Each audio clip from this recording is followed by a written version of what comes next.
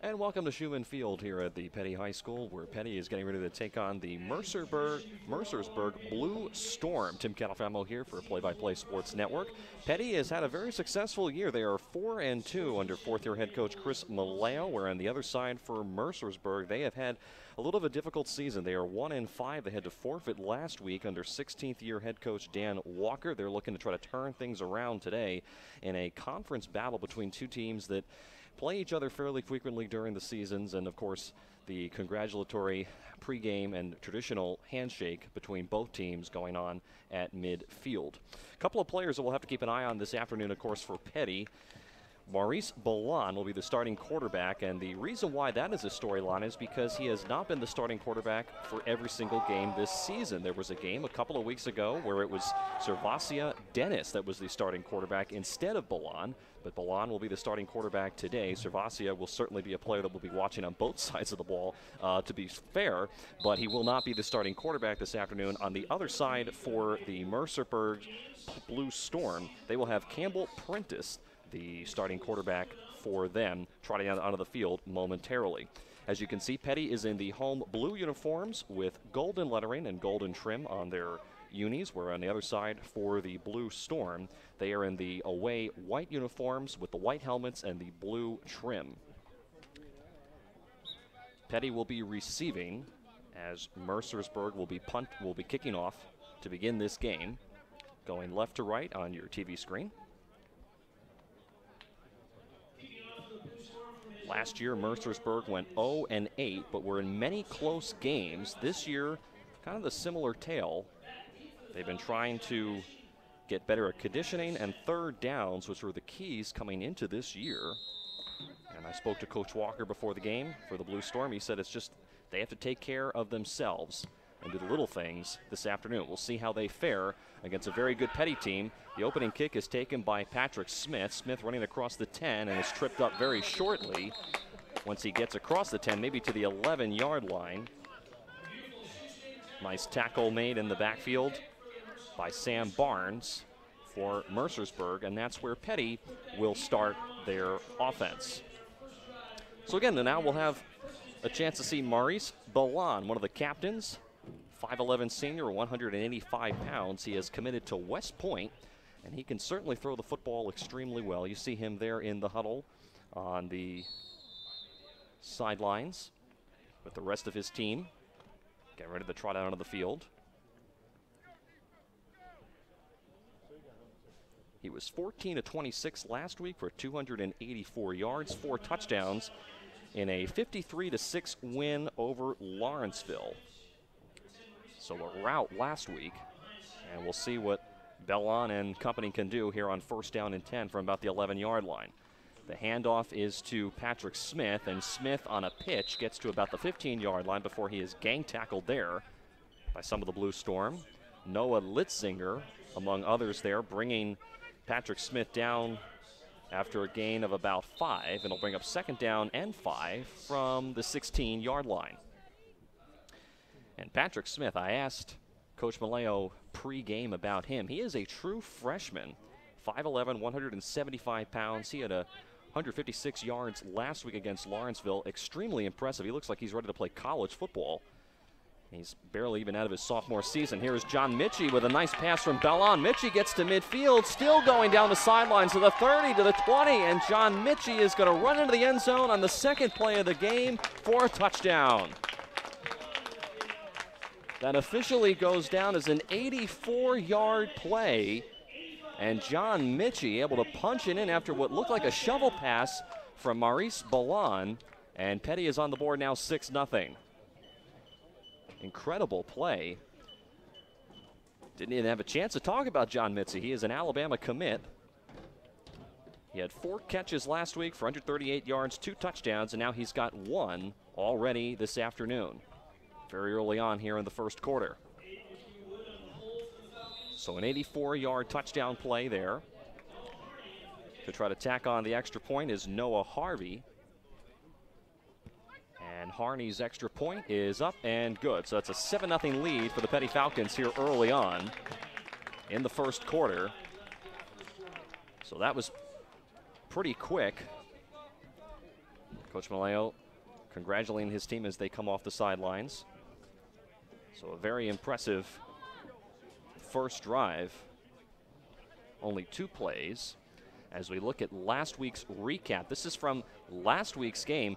Most notably, Katie Rodriguez, the first female to ever score an extra point for the football Peddie team. You see some of the other stats there. Patrick Smith, I just mentioned him. He was very impressive last week along with John Mitchie. That was a 53-6 rout at Lawrenceville last week for the Peddie Falcons. So they played incredibly well, and they're looking to try to continue that performance this afternoon, getting off to certainly a very strong start.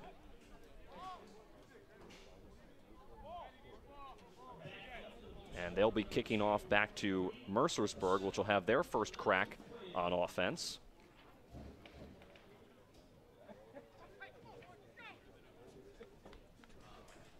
Doing the kicking once again will be Noah Harney. And looks like back to receive is Khalil Foyer for Mercersburg. Harney's kick.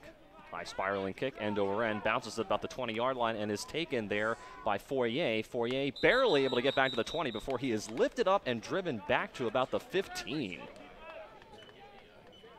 Keyshawn Johnson there doing the heavy lifting, literally, and pushing Foyer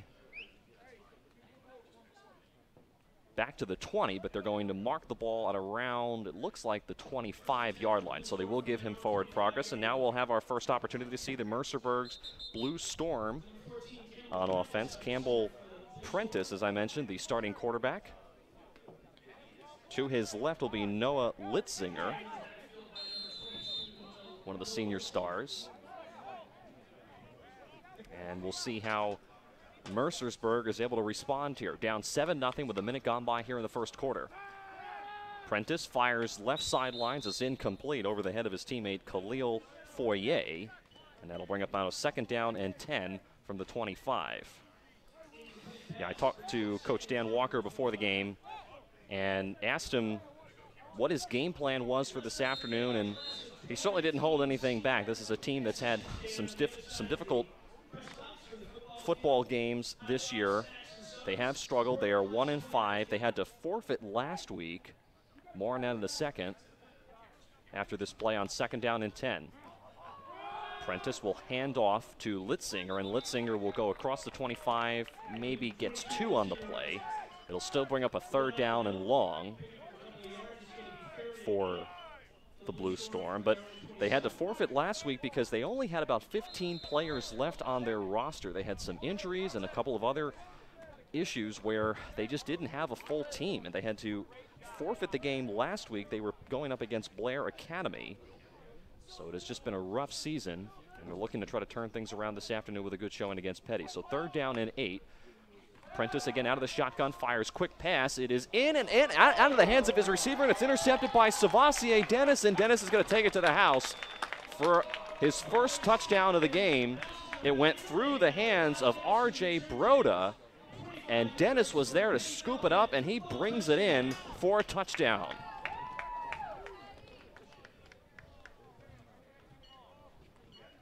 So Prentice starts off with an incomplete pass and then an interception. And unfortunately, that interception leads to 6, courtesy of Servassier Dennis. So a pick 6 there for Dennis. And once again, trying to tack on the extra point is Harney. High snap, it's partially blocked, and it is no good. So the Blue Storm able to get something positive out of that. Garrett Amons there, getting a paw on it with an assist from Ryan Willie. So it's 13-0 with 10:06 left here in the first quarter. But for Mercersburg, certainly not a very good start.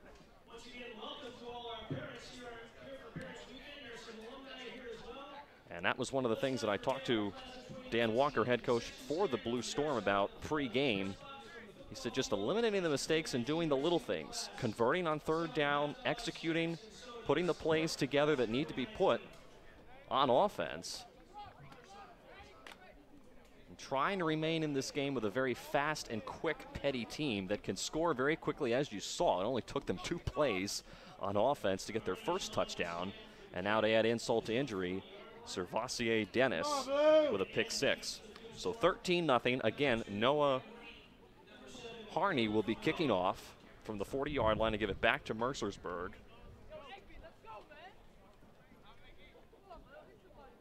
Back to receive once again for the Blue Storm, Khalil Foyer, along with looks like his teammate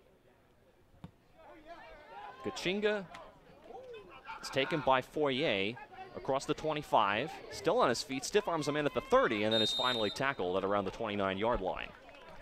Making the tackle there for Peddie, Khalil Majid, and that's where the Blue Storm will start on offense. So far, Campbell Prentice 0 for 2 with an interception.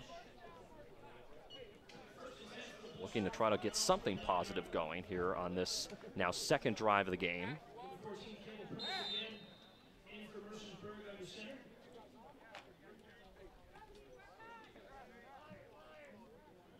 Mercersburg will line up with 4 wide receivers, 2 to the left, 2 to the right. Litzinger is in the backfield as the running back. The handoff is to Litzinger on first down, and he swarmed. He barely got back up to the line of scrimmage. In fact, he may have lost a yard on the play. Making the tackle there for the Falcons was Davis Sherwood, one of the linebackers coming up and making the tackle. It will be 2nd down and 10, so they'll give him forward progress back to the 29-yard line. Actually, they will back him up one yard, my apologies, so back to the 28. So it's 2nd down and 11 now from the 28-yard line for Mercersburg. Prentice trying to set up the play. Tight formation here on 2nd down. Prentice takes the snap, 4-man rush, now flushed out to his right. He will run across the 30 and will just hustle out of bounds to the 33. So a pickup of a few yards on 2nd down. And that'll bring up now still a 3rd down and long for the Blue Storm.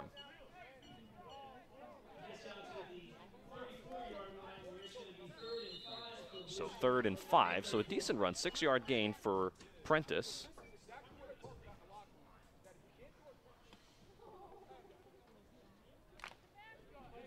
Prentice does have some options when he drops back to throw. R.J. Broda, Sam Barnes, Liam Kick, just to name a few.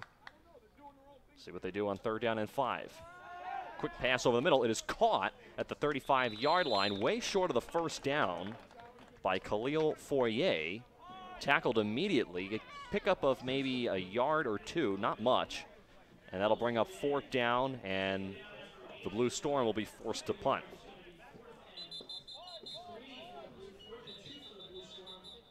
And now we have some whistles here. Some formation issues. C.J. Presley, one of the players for Peddie, coming off of the field. I think Peddie may have had too many players on the field, and they were trying to get that squared away. Out here for the punt is Ethan Watson, one of the offensive linemen. He boots it away.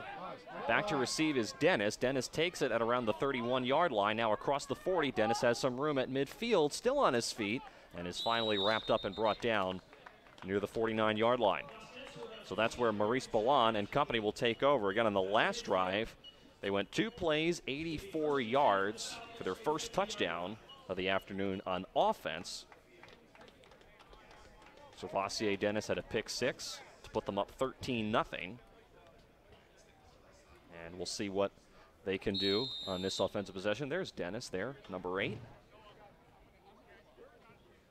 See Coach Maleo in the white hat on the sidelines. 4th season, has had a very successful year. Many players that he has had at his program have gone on to bigger and better things in college, and he has several players on his roster that he's very excited about. And with a 4-2 season so far, looking to try to improve and move ever closer to more success. So Ballan on 1st down, stumbles a little bit, now rolling out to his left, fires down the sidelines, and it's nearly intercepted at around the 30-yard line. That was Khalil Foyer, nearly got his first pick of the afternoon. The pass was intended for Khalil Majid, so the 2 Khalils getting into it. at around the 30-yard line. And that's the first incomplete pass for Bellon this afternoon. But nice effort there for Fourier, just came up just a little bit short. So it'll bring up 2nd down and 10 from the 50-yard line. Bellon will go out of the shotgun, 3 wide receivers to his left. He hands off to Patrick Smith. Smith across the 45-40, has some room. Smith dances his way to the 30. He gets the edge. Smith now still on his feet, and he is wrapped up at around the 25-yard line. They will actually mark him farther ahead than that. A very nice run for Patrick Smith. I mentioned the true freshman. And Peddie moves the ball from the 50-yard line, now inside Mercersburg territory to the 16. So about a 35-yard run for Patrick Smith. Now 1st and 10 from the 16. Bellon, quick pass, screen to Marlon Johnson. Johnson across the 10 to about the 8 or 7-yard line where he's tripped up. Going to bring up a 2nd down, and we'll call it maybe 6. As Peddie continues to move the football.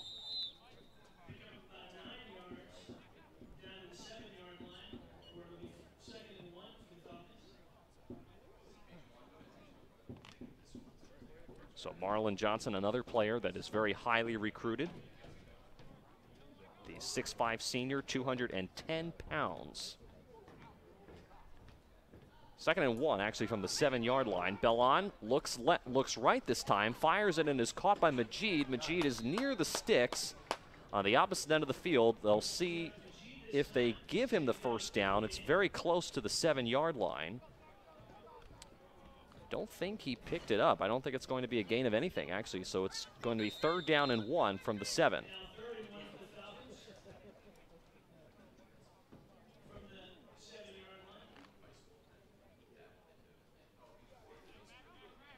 So 3rd and 1 from the 7-yard line. Again, Peddie leads 13-0. Approaching 6.5 minutes left here in the 1st quarter. Smith moves from the right to the left sideline. Now Bellon's going to keep it. Another screen pass to Majid. Majid walks his way into the end zone for the touchdown. Another screen pass for Majid, and this time it's able to work out for him. And he's able to walk into the end zone, and now Peddie 1 extra point away from taking a 20-0 lead. And for Maurice Bellon, that's his 2nd touchdown pass of the afternoon. He's already got 99 yards. And Majid has got his 1st touchdown.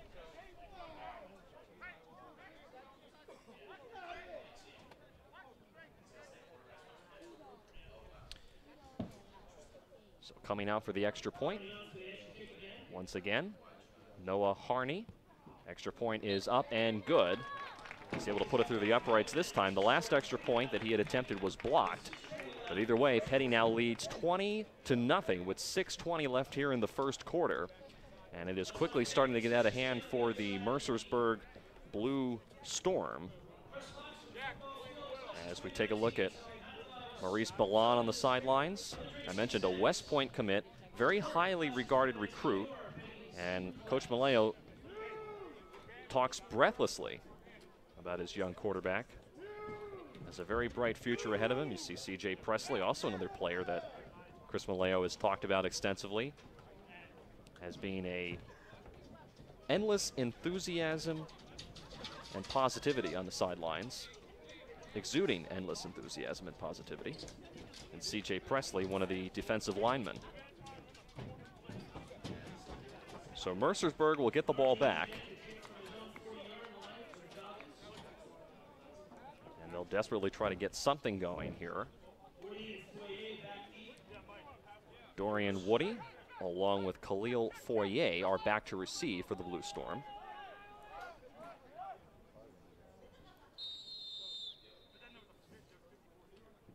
Harney will get ready to boot it off from the 40-yard line.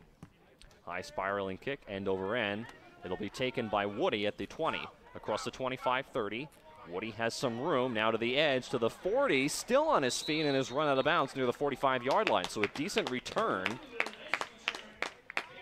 And for Mercersburg, they're hoping that that kind of sparks their offense, as they have just gotten off to a shaky start. So a nice return. They'll mark him out of bounds at the 44, and that's where Mercersburg will start. So their best field position that they have had so far all afternoon long.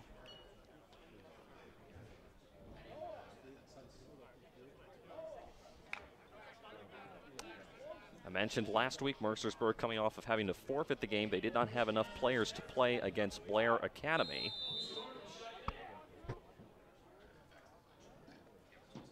Looking to try to get on the board here. Man in motion to the right side, that's Woody. On first down, the pass is tipped down, incomplete.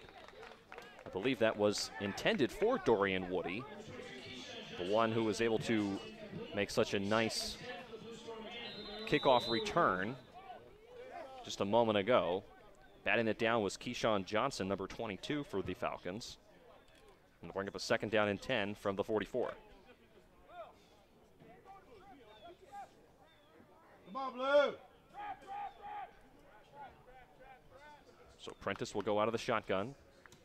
Litzinger is behind him on second down. He hands off to Litzinger, and Litzinger is not even going to get back up to the line of scrimmage. He may lose a yard on the play. Cam Baritone, number 68, able to bring him down with the pink long sleeve undershirt under there in honor of Breast Cancer Awareness Month. Baritone, one of the impressive defensive linemen that Peddie has, 6'1", as a junior, 300 pounds. So 3rd and 10 now. Prentice, quick pass to nobody over the head of R.J. Broda near the 50-yard line, and that will fall incomplete, and another 3 and out for Mercersburg.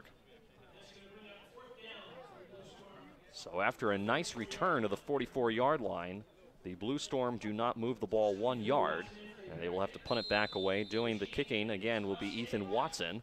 Back to receive for Peddie are Servassier Dennis along with Khalil Majid. Majid will take it to the 20-yard line. Across the 25, 30. Majid's got some room and got some running room. Flag is down, multiple flags as Majid takes it across midfield. He's wrapped up by the kicker, Ethan Watson, but there are 4 penalty flags all down at around the 40-yard line. So most likely this will come back, as we'll check the flag. Pink and yellow flags. Very colorful display at around the 40-yard line.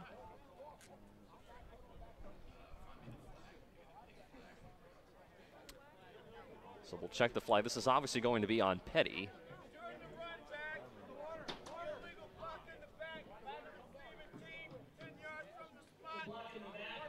And as you can hear over our PA system, that is exactly the call. Illegal block in the back. You saw the pink flag there being picked up. Several of them all over the field. So that'll back Peddie up after a very nice return into Mercersburg territory to around where Khalil Majid initially got the punt at around the 24-yard line. So that's where Maurice Ballon will start over again on this drive. They lead 20-0 as we're approaching the 5-minute mark of the first quarter. Ballon will go out of the shotgun. 5 wide receivers, including the runner back, Patrick Smith, spread out as a wide receiver. Ballon's got pressure, steps up in the pocket, firing all the way down the sidelines for Marlon Johnson, and it's incomplete. Johnson had it in his hands, and he dropped it. He had a step on Liam Kick, one of the safeties, and they'll bring up a second down and 10. Pass was a tad late in getting there, but still a beautifully thrown ball by Ballon. And they'll bring up second down and 10.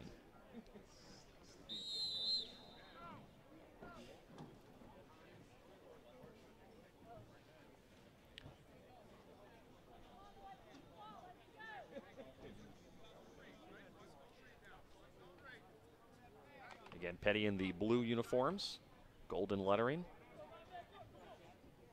They changed it up a little bit earlier on in the season where they had some silver uniforms, which were very interesting, but now they're back in their more traditional blue uniforms. Second down and 10, quick screen to Patrick Smith. Smith's got it across the 25-30, 35-40. Smith still on his feet and is finally run down at around the 45-yard line. It is actually instead Khalil Majid, my apologies, number 21, not Patrick Smith.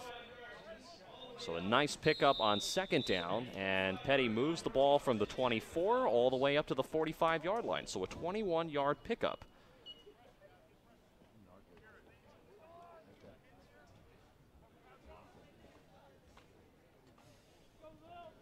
So they'll bring up first down and 10 as Peddie continues to move the football. Marlon Johnson to the shotgun. Now Patrick Smith, the running back, in the backfield. Now he actually goes out for a screen. Smith's got it at the 45. Still on his feet. Missed tackle there across midfield to the 40. Patrick Smith has got some room. Still on his feet to the 15-yard line. Runs into his own man and is finally dragged down from behind at around the 5-yard line. Brought down a touchdown-saving tackle by McGee Snars, number 54. One of the middle linebackers after having to go all the way back in the secondary to make that tackle. And now it'll bring up first and goal from the 6. So very impressive run.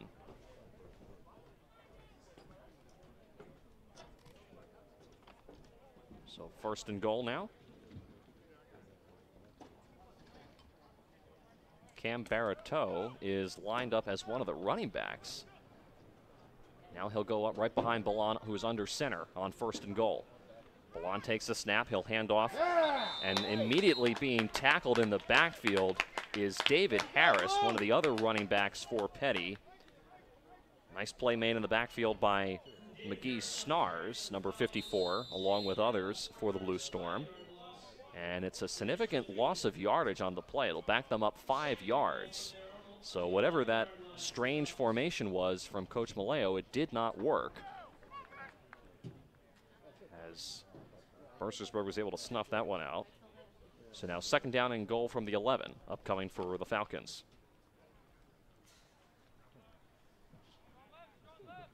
This time Balan once again out of the shotgun.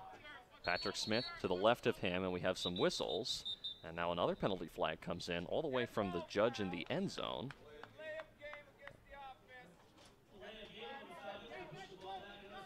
And it's a delay of game, so that'll back them up an additional 5 yards. So what was originally a first and goal from the 6 now will be second and goal from the 16. So Peddie going the wrong direction here on offense. That's now the second penalty on this drive and the third of the game.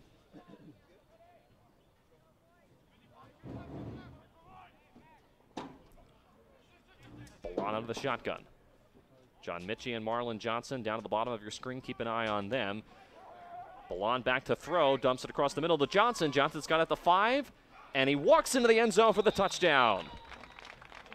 Marlon Johnson breaking tackles and getting into the back of the end zone. Now that is the third offensive touchdown for the Peddie Falcons this afternoon, and they are now one extra point away from going up 27-0, and we are not even done with the first quarter.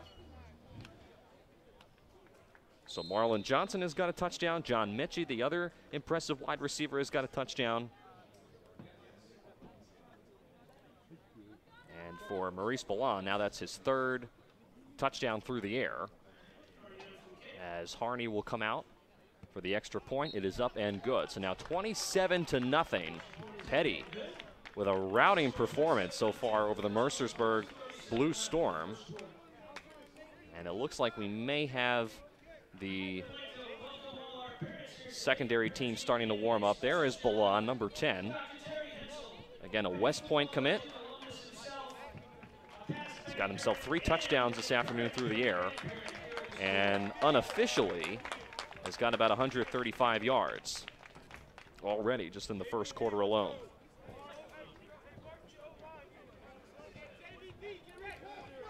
Again, Peddie came in here 4-2. They are 3-0 at home this season. So far, they're on track to keep that record intact.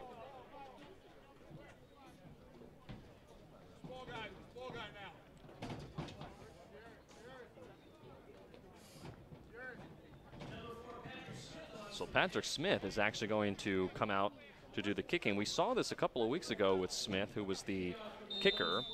So Noah Harney, who's been doing the place kicking duties all afternoon long, is going to take a break. Smith, actually a good kick for the running back. It's taken by Woody, and Smith will make the tackle at the 28-yard line. So Patrick Smith doing it all on that play, not only making the kick, but making the tackle as Woody takes it across the 25-yard line to the 28, and that's where Mercersburg will start. Patrick Smith, the true freshman. Very impressive. That's a pretty impressive kick for the running back. That's something you don't see every day.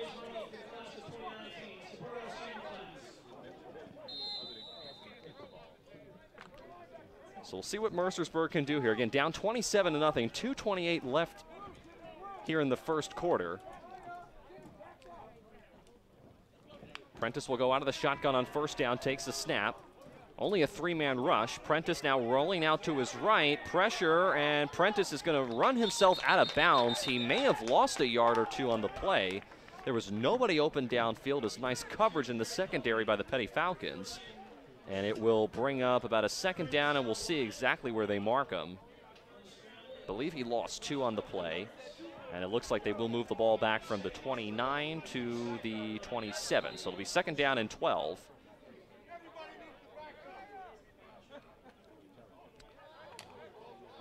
So second and long for the Blue Storm. Noah Litzinger, number 22, to the right of Prentice on second down and 12.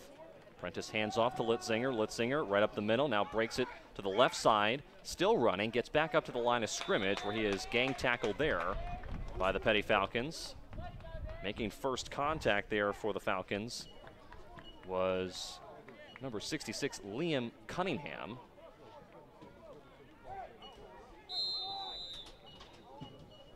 Actually, I'm sorry, that was number 33 for the Falcons instead. I believe that's...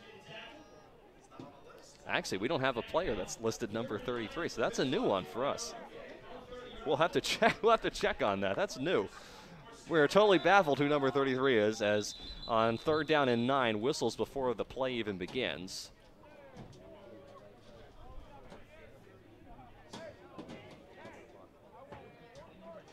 And I'm not quite sure what this is. There is a penalty marker down, and it will be a false start on the Blue Storm, so now that will back them up 5 yards. It'll bring up a third down and 14. And yeah, we will check on who is number 33. That's new to us. We are not sure who that is.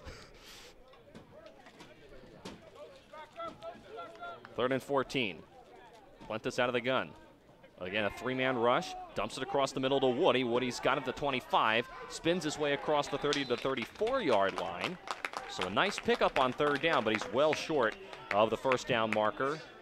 Jisiah McAnuff is the one who's able to bring him down. So we'll bring a fourth down and 7. As once again, Mercersburg will be forced to punt.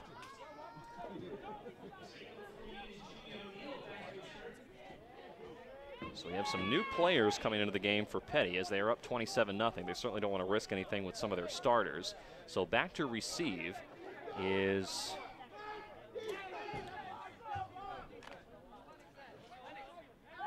actually, they are going to go for it here on fourth down, so scratch that. We'll check that in just a second.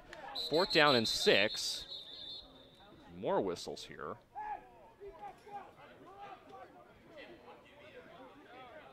And I believe Mercersburg had called a timeout. I'm not quite sure what was going on there. That's the end of the first quarter, so Mercersburg was just waiting for the end of the first quarter to happen. So at the end of one quarter of play, 27-0, Peddie leads here at Schumann Field. We'll take a break here on Play-by-Play Sports Network and come back right after this.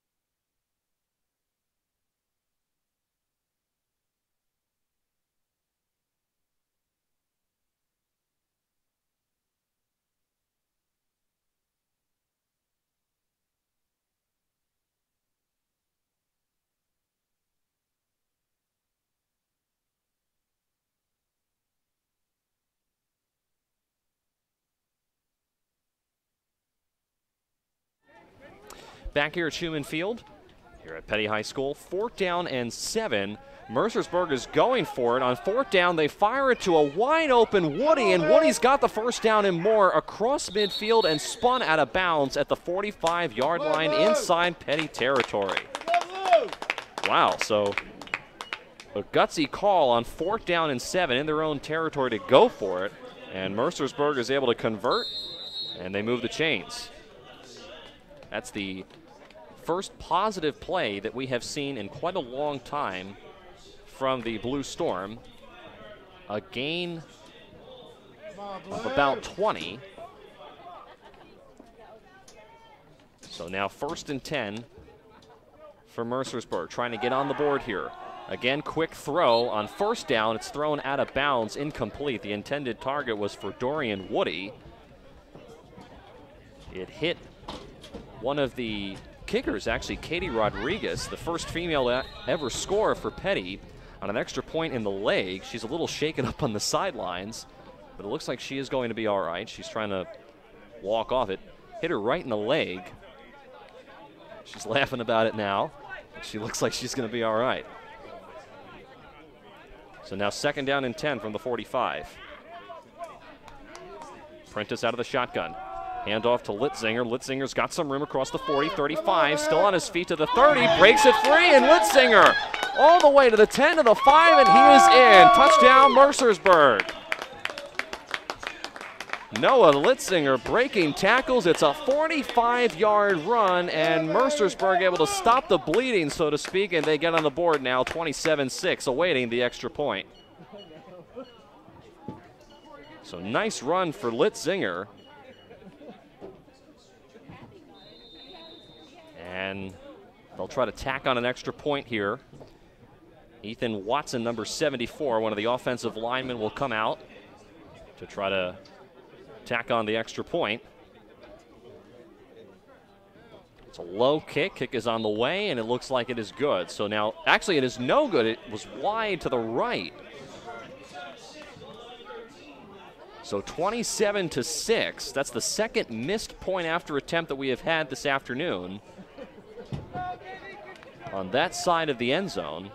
Peddie had one that was blocked earlier in the first quarter, and this from Watson was just simply too far to the right. From where we're standing, it looked to be good, but it was a little bit pushed out wide. And as it stands right now with 11:13 left here in the second quarter, it is 27-6. So still Noah, decent run and a nice job by Noah Litzinger. 45-yard touchdown to begin the second quarter. And Mercersburg showing a little bit of life.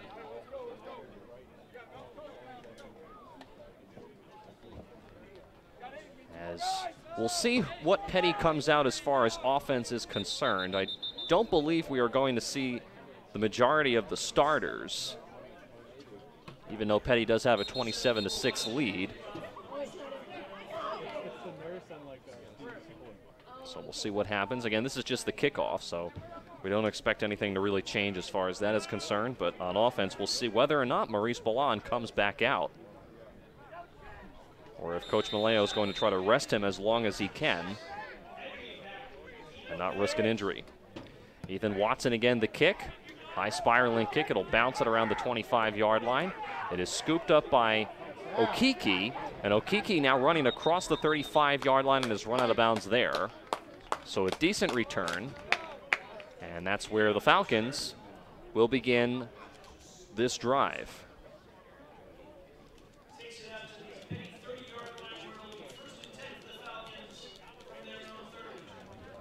So they'll actually mark Okiki out at the 30-yard line, not the 35. So that's where they will start things. And we'll see what happens with Coach Maleo here. It does look like Maurice Ballon is in the huddle.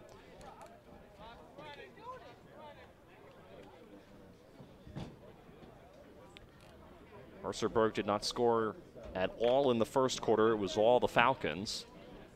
Now early on in the early stages of the second, they're able to get 6 points on the board. And it does look like there will be a quarterback change here, as Maurice Ballon stays on the sidelines and is not in here. as Aiden McHugh Wood will be the next quarterback, and now we have some whistles. And a timeout is taken by Peddie. So Coach Maleo not quite happy with something, as it appeared that Aiden McHugh Wood, number 20, the sophomore, was going to come in as quarterback. As you see Coach Maleo now there in the huddle in the white hat, talking things over with his team. As we look at some of the 2018 results so far, Peddie opened up the year.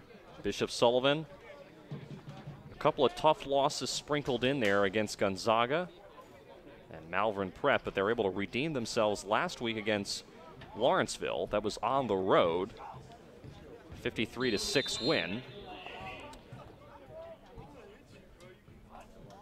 So it'll be Wood in as quarterback on 1st down and 10, dumps it off. It is complete on the far sidelines to Lennox Lamar, who usually plays linebacker, but he is in as a wide receiver. It's a gain of about 6 yards on the play, and that'll bring up 2nd down and 4. So Peddie really switching things up here. Coach Maleo is known for giving his teams lots of different looks. Wood on 2nd down, hands off to Keyshawn Johnson, and Johnson barely gets back up the line of scrimmage. In fact, he will lose a couple on the play.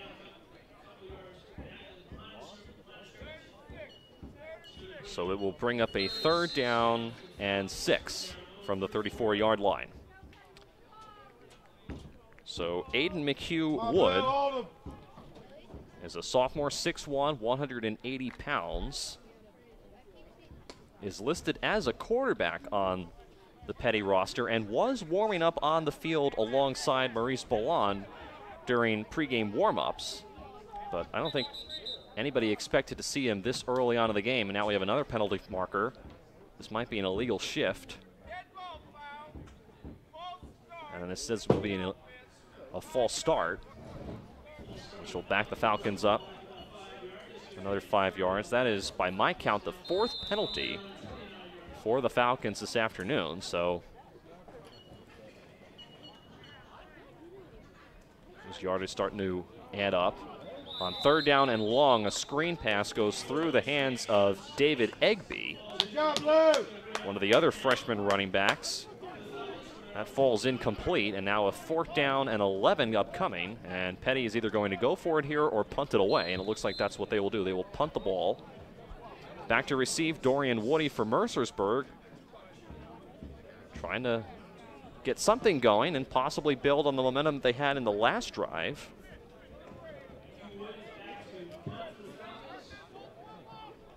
So Aiden McHugh Wood, who was filling in for Maurice Ballon as the quarterback, is now the punter.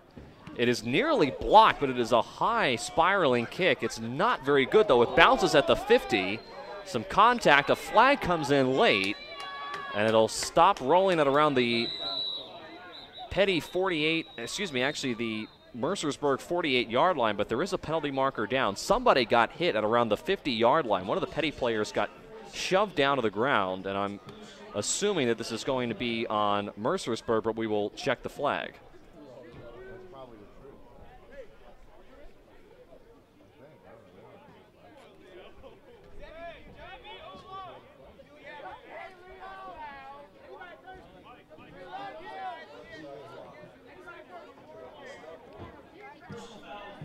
So it's going to be a personal foul on Mercersburg. We were trying to see the number there, and we didn't quite hear that.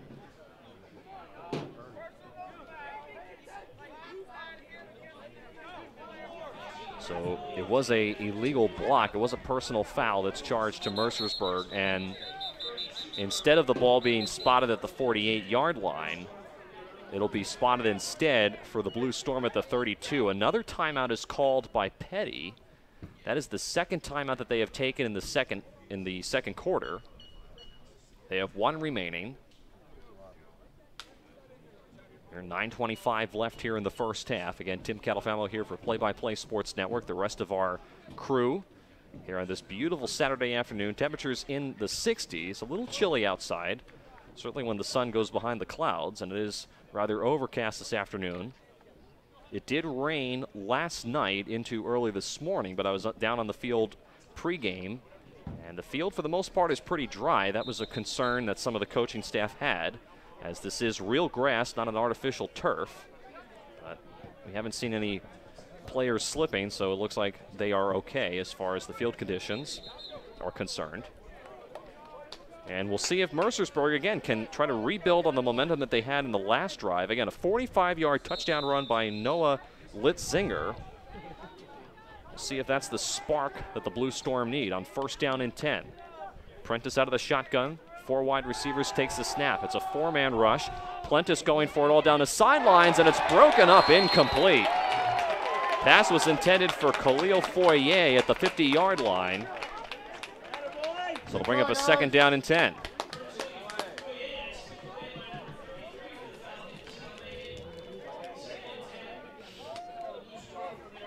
We're still not sure who number 33 is. That's a mystery to us.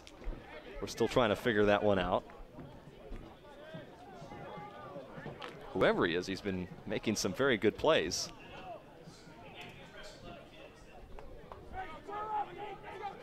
We'll certainly stay on that, and as soon as we get that information, we'll check it for you. On 2nd down and 10, quick screen pass, this time to Foyer. Foyer again tackled at the line of scrimmage.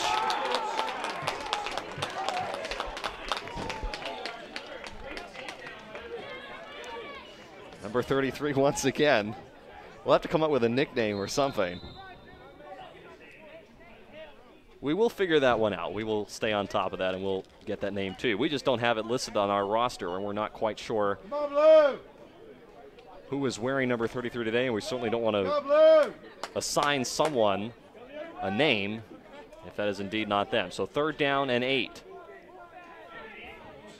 Prentice out of the gun. 3-man rush, another quick dump off to Woody. Woody spins his way, 1st down and more across the 45-50, across midfield and inside Peddie territory to the 45. So a nice pass play by Prentice to Woody, and Mercersburg is able to move the chains and keep this drive alive now inside Peddie territory.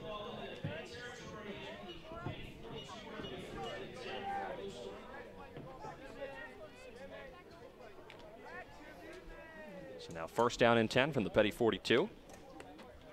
Prentice out of the shotgun.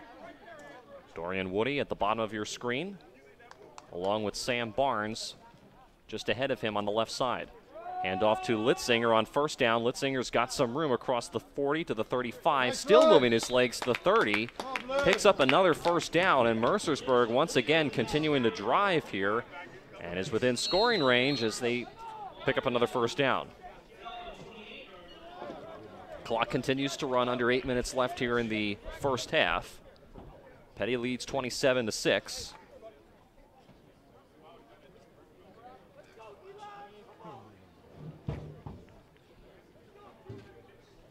Prentice out of the shotgun, takes the snap, fires it quick to the left sidelines. It's incomplete. He was looking for Dorian Woody, who was going across the middle. That went over his head. They'll bring up a 2nd down and 10.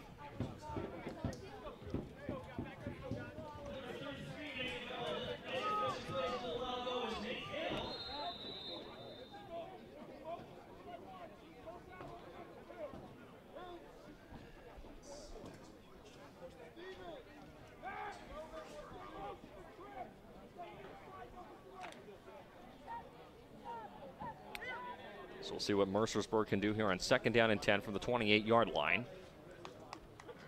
Prentice claps his hands, takes the snap, 3-man rush, fires it towards the end zone to nobody. He was looking for Khalil Foyer, and obviously a miscommunication there on offense, as Foyer thought that his route was a little bit shorter than that. Falls incomplete. Now 3rd down and 10 upcoming once again for the Mercersburg Blue Storm. Come on, Blue!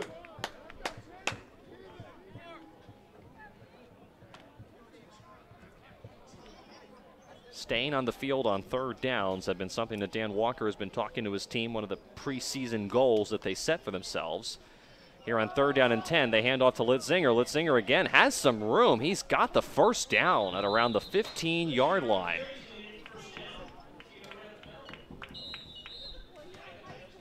And now once again, Mercersburg able to stay on the field here. A 13-yard run there for Litzinger. And Mercersburg now within at least field goal range here. Remember, Litzinger had that 45-yard touchdown on the last drive that Mercersburg had. First and goal. Actually, first down and 10 from the 15, rather. This is Litzinger again, and he's gang tackled. He's going to lose a couple yards on the play.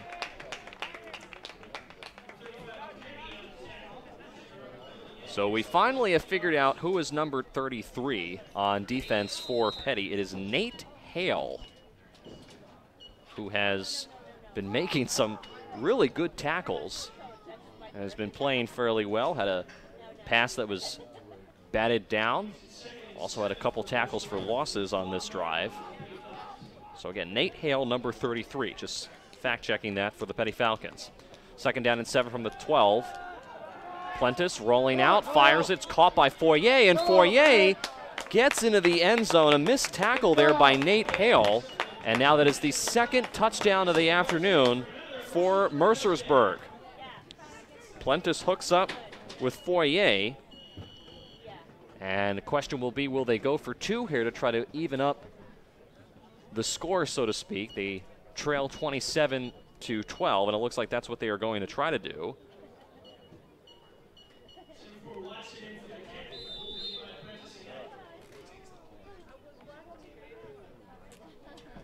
So we'll see. Actually, it looks like they're going to just kick the extra point here. Ethan Watson missed the last one. We'll see if he can try to chip it in here. It's a high snap. The kick is on the way, and this time Watson is able to get it through the upright. So 27-13 with 5:47 left here in the second quarter here on Play-by-Play Sports Network.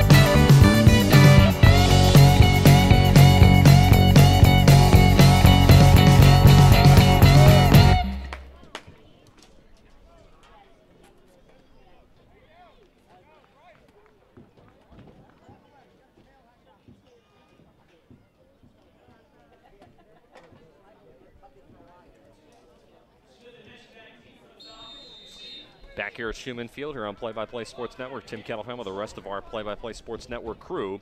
Peddie leads 27-13. They're about to get the ball back. Ethan Watson will kick it to the Falcons at around the 25-yard line. That was Patrick Smith picking it up, but I think it may have rolled out of bounds. Or if it hadn't rolled out of bounds, Smith's foot was on the line. So that's where the Falcons roughly will start on this drive, and we'll see whether or not Maurice Bolan comes out as the quarterback. On the last drive, we had Aiden McHugh-Wood for the Falcons taking the snaps. And with Mercersburg now putting up 2 unanswered touchdowns, I would assume that Coach Maleo brings in the starters. As Maurice Bolan, you see number 10, along with Marlon Johnson, number 11, several of the other starters in the huddle. Coach Maleo with the white hat, talking to one of the officials. I think about where the spot of the ball is. It's currently spotted at the 19-yard line. No, that can't be right, actually. It's actually near the 24-yard line. No, I'm sorry, it is at the 19-yard line. We're looking at it from a different angle, so it is at the 19. I think Maleo was challenging where they were spotting the ball, and now more whistles before the play even begins.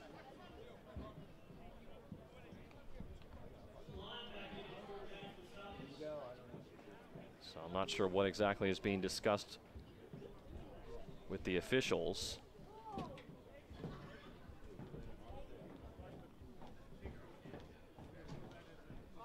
Maurice Bolan is in as quarterback, and it looks like the majority of the starters for the Peddie Falcons are out on this offensive drive. But we're still waiting to see what this conference is from the officials on the far sideline.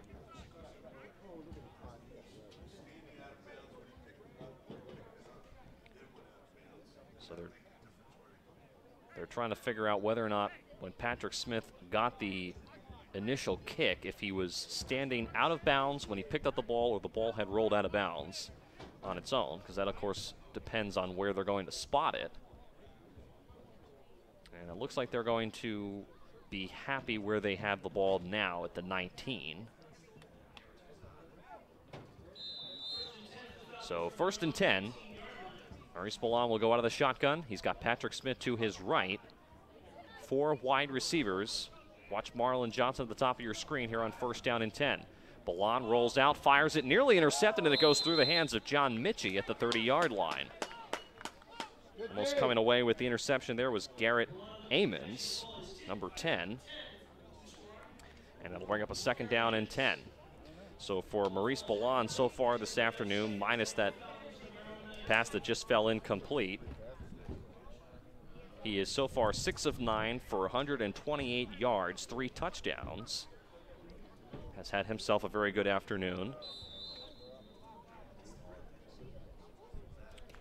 On 2nd down and 10, once again, Peddie spreads the field out with 4 wide receivers. High snap. The handoff is to Patrick Smith. Smith is going to be brought down in the backfield.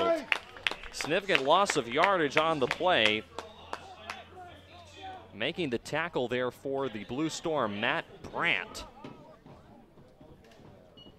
So a loss of about 5 or 6. It'll depend on where they're going to spot the ball. We'll check it. Looks like it could be a loss of 7 on the play. So it'll bring up a 3rd down and 17 from the 12-yard line. Clock continues to run. Approaching 5 minutes left here in the first half. Ballon will go out of the shotgun. Again, spread the field here for the Falcons. 4-man rush. Plenty of time. Fires it over the middle. Incomplete.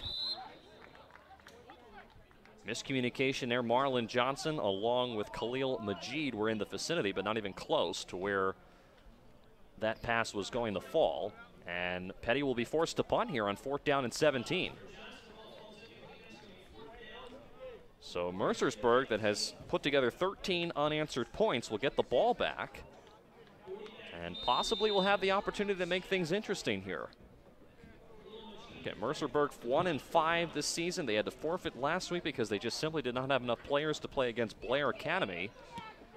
The punt by Majid is not a great punt. It bounces at around the 45-yard line and will roll into Mercersburg territory at around the 46. So not a great punt, and Mercersburg will have pretty good field position.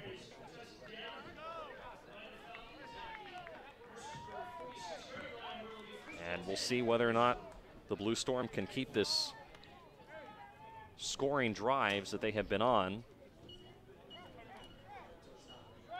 Keep rolling on offense. 13 unanswered points. Noah Litzinger had a 45-yard touchdown, and then most recently, after moving the ball inside Peddie territory near the 15, a pitch and catch basically from Campbell Plentis to Khalil Foyer for their 2nd touchdown.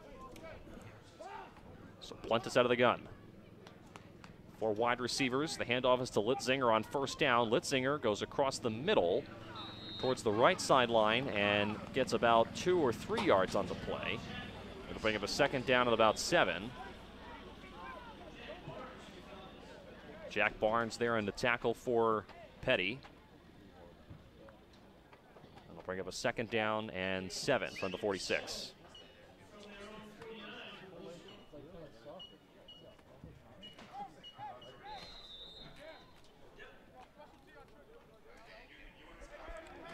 So Plentis taking their time here on offense. Under 4 minutes left here in the first half. Out of the shotgun, takes a snap, another handoff to Litzinger. Litzinger barely gets back up to the line of scrimmage. He is tackled by C.J. Presley. And was able to get around the offensive line and make the tackle. Depending on the spot, he may actually lose a yard on the play. So it's a loss of about 3. Still 3rd down and long upcoming for the Falcons. C.J. Presley, a player that Coach Maleo has spoken very highly of. One of the senior leaders at 270 pounds on defense. On third down, handoff to Woody. Woody's got some room, almost near the first down marker. He's tackled at around the 45-yard line of Peddie. He'll be short by about a yard, so now decision time here for Mercersburg. I assume that they will go for it here. I don't know if they really have anything to lose. Down 27-13, and with an offense that has been moving fairly well, looks like they will remain on the field. Clock, though, continues to run. Under 3 minutes now left here in the first half.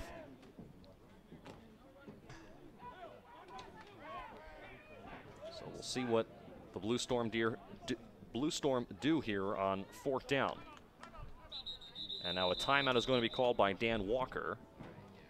That'll be the first timeout for Mercersburg in this second quarter. With 2:17 left here to play. Dan Walker in his 16th season as head coach for the Mercersburg Blue Storm. I mentioned at the top of the broadcast, the team went 0-8 last year, but played in many close games, so that 0-8 record in Mercersburg mind was a little bit artificial. They've had a rough season so far, but if they could be competitive with Peddie this afternoon, that would certainly boost a lot of morale for their team.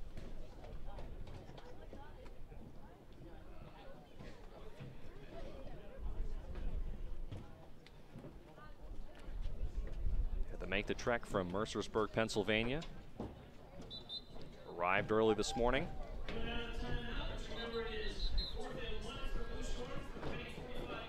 Looking out of this timeout to try to convert here on fourth down and remain on the field. Possibly go into the locker room only down by one score. That is a possibility if Mercersburg can come away with some points here. Fourth down and one, pressure coming. Plentis escapes the sack, now fires it down the field all the way down there, and is caught at the 5-yard line. He is tackled at the 1. He did not get in. What an incredible catch. Liam Kick, number 25. Unbelievable, a 44-yard pass play. He was covered, but he did have a step on the defender. And now it's first and goal from the 1-yard line for Mercersburg. Wow.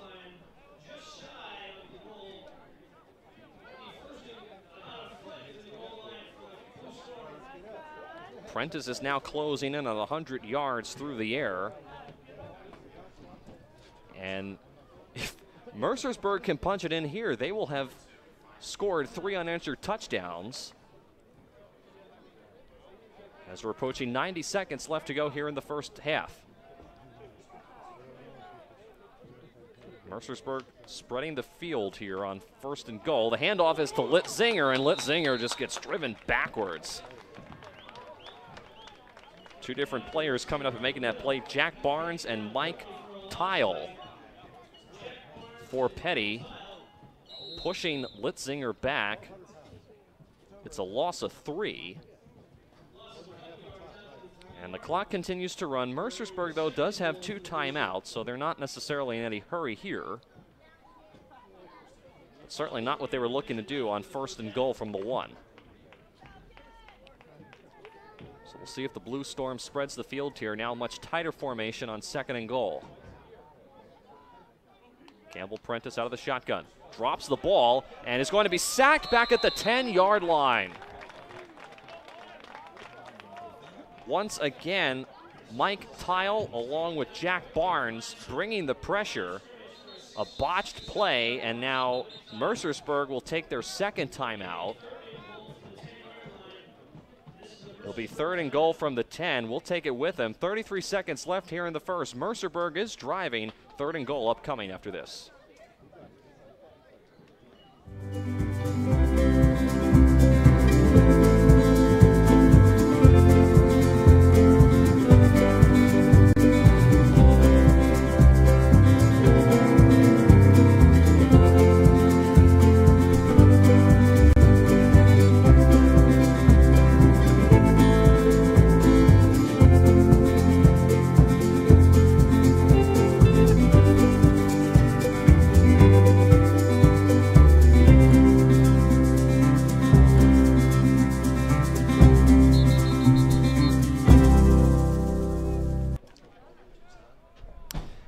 Schumann Field. Tim Kettlefamily here on Play-by-Play Sports Network. 3rd and goal from the 10 upcoming for Mercersburg. They had 1st and goal from the 1, and the last 2 plays they have just gone backwards. So certainly not taking advantage of the opportunity that they had presented to them.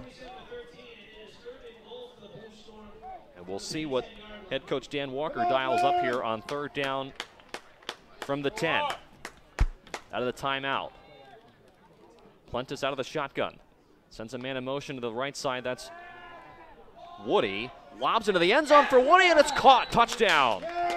Plentis was leveled in the backfield. It doesn't matter. He was able to get the pass off. And Dorian Woody's got his first touchdown of the game. And once again, 3 unanswered touchdowns for the Mercersburg Blue Storm as they look to try to close within a touchdown if they can tack on this extra point. That's the 2nd touchdown of the afternoon for Plentis. And now he is over 100 yards through the air, unofficially at a $1.05. And for Woody, he's got his first touchdown of the afternoon. The extra point is no good. It was not even close. It may have been tipped. And that is the 2nd missed extra point of the afternoon for Ethan Watson. 27-19, though, still within a touchdown. And maybe a 2-point conversion for the Blue Storm. And they have to feel pretty happy about that as they were on their way to being blown out of the building here at Peddie.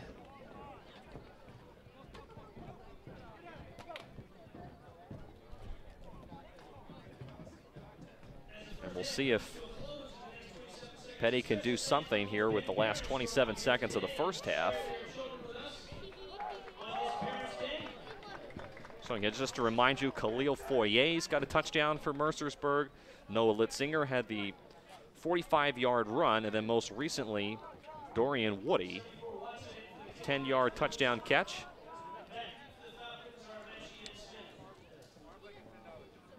Patrick Smith and John Mechie are back to receive, as once again Ethan Watson will kick it off for the Blue Storm. Kick is in the air, it's a low kick. Smith will take it at about the 20-yard line. Across the 30, Smith still on his feet, dancing around, still now is going to reverse field. Can he get a couple of blocks? He does, he gets to the edge, to the 40. Smith's got some room. Across midfield, Patrick Smith is going to take it all the way to the end zone for the touchdown. Wow. A 75-yard return. And after all that talk about Mercersburg possibly being within 1 score at the end of halftime, Patrick Smith, 75-yard touchdown return on a squib kick, reversed field. Incredible play. And now Katie Rodriguez, who became the first female ever to score on an extra point last week for Peddie, will try to tack on the extra point here. Aiden McHugh Wood is the holder. The kick is up, and it is good. So Katie Rodriguez gets on the board, and it is now 34-19. The Falcons lead after an incredible run by Patrick Smith.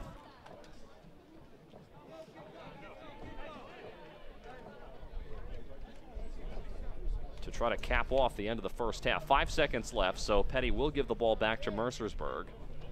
They do have 1 timeout remaining. But how impressive is Patrick Smith? I mentioned he's a true freshman at the beginning of the broadcast, 5'11", 175 pounds. He had 156 yards, 2 touchdowns last week against Lawrenceville. And I asked Coach Maleo about him pre-game. I found it hard to believe that he was actually a freshman. And I asked him, I said, are you sure that he is a true freshman? And he said, yes.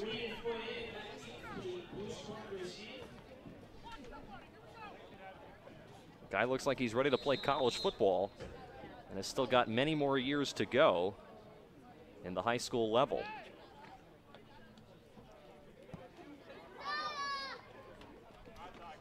Dorian Woody will take it now from the 20, across the 25, and is tackled there, and that will be the end of the first half. Woody took it to the 32-yard line. A decent return. And that will bring the first half to a close with Peddie leading 34-19. Mercersburg made it interesting, though. They had 3 unanswered touchdowns before Peddie was able to cap it off at the end of the first half with a 75-yard touchdown run by Patrick Smith.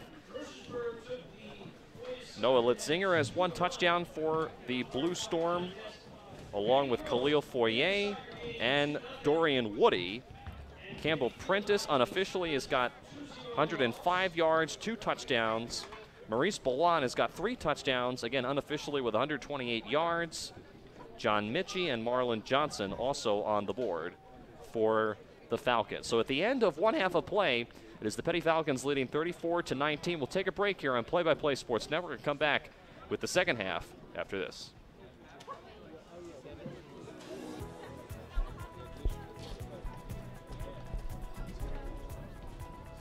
My name is Adam Collier, Peddie Falcon class of 2018, and I'll be playing football at the University of Pennsylvania. I'm Terrell Prince, Peddie Falcon class of 2018, and I've committed to play at the College of the Holy Cross. Tyler Tedeschi, Peddie Falcon class of 2018, William & Mary. Jabbar Garrett, Peddie School class of 2018, and I'll be playing for the Virginia Cavaliers next year. I'm Julian Leslie, Peddie Falcon class of 2018, and I'll be playing football at Sacred Heart next year. My name's Larry Ross. I'm Peddie Falcon class of 2018, and I'll be going to Stony Brook University next year. My name's Dan Dawkins, Peddie football class of 2018. I'll be attending Vanderbilt University next year. I'm Alan Walters, quarterback, Peddie class of 2018, and I'm going to Vanderbilt next year. I'm Thomas Wardle, Peddie Falcon class of 2018. I'm going to Wagner College. I'm Tasama Haskins, Peddie Falcon class of 2018. I'll be playing for Lafayette College next year. My name is Evan Lovell, Peddie Falcons class of 2018. And I'm committed to the University of Rhode Island. My name is Krzysztof Kornecki, Peddie class 2018, and I'm attending James Madison University. Alex Schmidt, Peddie Falcon class of 2018. I'm headed to Dartmouth College to play football. My name is Jose Morales, Peddie Falcon class of 2018, and I'm going to play football at Aquinas College. Just the doors and opportunities that it's open being here. There's no other place like Peddie in the world, in my opinion. Miss Rodriguez, first English teacher here, she was tough, but she helped me through a lot of things. And a pick 6 for Terrell Prince. Coach Roach, my advisor, basketball coach. Coach Maleo always texting me, send me in the hallways, "You gonna come play football, right?" I was like, I don't know. And of course, like my mom, dad, brother and sister, family, they just supported me in everything. When I made the decision, they were like, "One less kid in the house? Like, we love that." What we hope is, much like Peddie's mission is for this to be a transformational experience, we hope football is the same thing. It's always my goal, it's the goal of our staff, and I know the goal of our athletic department is to be able to transform kids' lives through athletics. We're able to do that with football. We're able to make them more accountable, more responsible. We're just able to see things and growth and maturity that they didn't necessarily have 3 years earlier. If I hadn't gone here, I probably wouldn't be playing football anymore. I most likely would have tried to walk on somewhere, but I don't know if that would have worked. Getting the opportunity to be here and have the experience of all this, knowing what it's going to feel like, what it's going to be like, it's just unreal. And it's been an incredible journey. Oh, what a play there by big number 52, Alexander Schmidt. Everyone here is incredibly talented, and most of us are going to D1 schools, so playing against that kind of competition every day, every practice, really gets you ready for the next level. Both my parents sacrificing everything that they can to get me to where I am. Mr. Cabot admitting me to the school, Mr. Quinn, Mr. Augusto, just anybody here who has affected me, I just want to thank everyone. The first reason for me to come to Peddie was just to get more options as far as school goes, because before I came here, it was just like a handful, if that. And when I came here, it changed immensely. 2nd and 1. And that's gonna do it as Jabbar Garrett ends the game. First it would be Coach Maleo, because he was the first to believe in me back in my old school. My coach really didn't believe in me too much. Didn't believe I had the talent to play D1, and Coach Maleo believed in me from the beginning, the moment he saw me. And Coach Parker for just keeping my head on straight and leading the way, and just making sure I do what I have to do. The great part about it is having all these talented players. I can learn a lot from them. They can learn a lot from me. I'm one of the people who has the most experience here, so I'm like showing these guys the ropes and really trying to show them what the culture is about. It's hard work and best is the standard. Giving your all in everything you do, being the best at what you do every day. Down takes the lead. Adam Conyer with a huge play. First off, I want to thank God for blessing me with this opportunity. Second off, I want to thank Mr. Cabot for admitting me into the school, and Mr. Quinn, the headmaster, for letting me have this chance at coming to this prestigious high school. And definitely my family, my coaches, Coach Maleo, Coach Parker, Coach Tedeschi, all the assistant coaches that helped me along the way. It's just been a blessing. I'm ready. I'm ready for the Ivy League. I think that's the best feeling as a coach, to know that you've set kids up for long-term success. You know, I think there's a huge difference between what we see on that football field, that's short-term success, and then that long-term success is to know that they go on to college and they're having, you know, a great academic and athletic experience, that one day that they become great husbands, fathers, friends, whatever it might be, businessmen, CEOs of companies, whatever they decide to get into. I'm hoping that football is a catalyst for all that for the rest of their life. Grinding every day, all day. Winter, spring, fall, it didn't matter. Summertime, it didn't matter. We were always together. And Coach Maleo and all the coaches, and really the school, always found a way to try to keep us together and keep us, I guess, tightly knit. Firstly, my parents, because without them, I wouldn't even have had the opportunity to come to the school. Mr. Augusto for introducing Peddie to me. Coach Parker for always pushing me, most definitely. Every day in practice, it was he and I, always, always, always. His like constant energy put into me, like, this makes my time here worthwhile. Mr. Onion, my advisor for 3 years, he's been there with me through thick and thin. Him and Mr. Augusto have been like the father I never had, to be that figure in my life, somebody I can go to, somebody to be hard on me and like kind of push me. The admissions office, Mr. Cabot, of course, to like believing in me. The rest of the admissions department, the athletics department, the trainers, Coach Volkmar, keeping us in shape. Tia Hart, my science teacher from last year, Miss Kochar. Those teachers left an impact on me like that I'll carry with me forever. Coach Harris, Coach Maleo, Coach Parker, all of them great coaches, and Mr. Truslow. Of course, you know, headmaster, Mr. Quinn. He's been there for me at times, and like my family and my mom, to like kind of help her through things for her being new to the boarding school process. So I thank all of them for, you know, just being there for me and my family. Oh, I feel way ahead of the game. Peddie academics here are no joke. It's hard, but it'll get you prepared for college. I'm thankful for Coach Maleo and all the admissions, everyone allowing me to come in and repeat my junior year. I have to thank my parents, the Holy Cross community, the Thomaston community, everyone back home. Without them, I wouldn't be here. Offensive line, those are my brothers. Like, we do everything together. We eat, sleep, everything, really. It's probably the best offensive line in the nation, and I can say that by running behind it. Having Larry, Evan, Doc, Thomas, all those guys, Chris, just having those guys was insane. The holes were, as you can see, they're open. All I had to do was run through them. Burst of speed up the middle for Chris Chekwanecki. I want to thank Mr. Quinn, the headmaster here, for allowing me to spend my year here and give me the opportunity to see this wonderful place. Mr. McClellan for helping me. He's always been someone that I've talked to. He's always someone that's been pushing me to just be a better student, be a better individual. I want to thank Ms. Dunn for admitting me into here and letting me like live my one-year dream.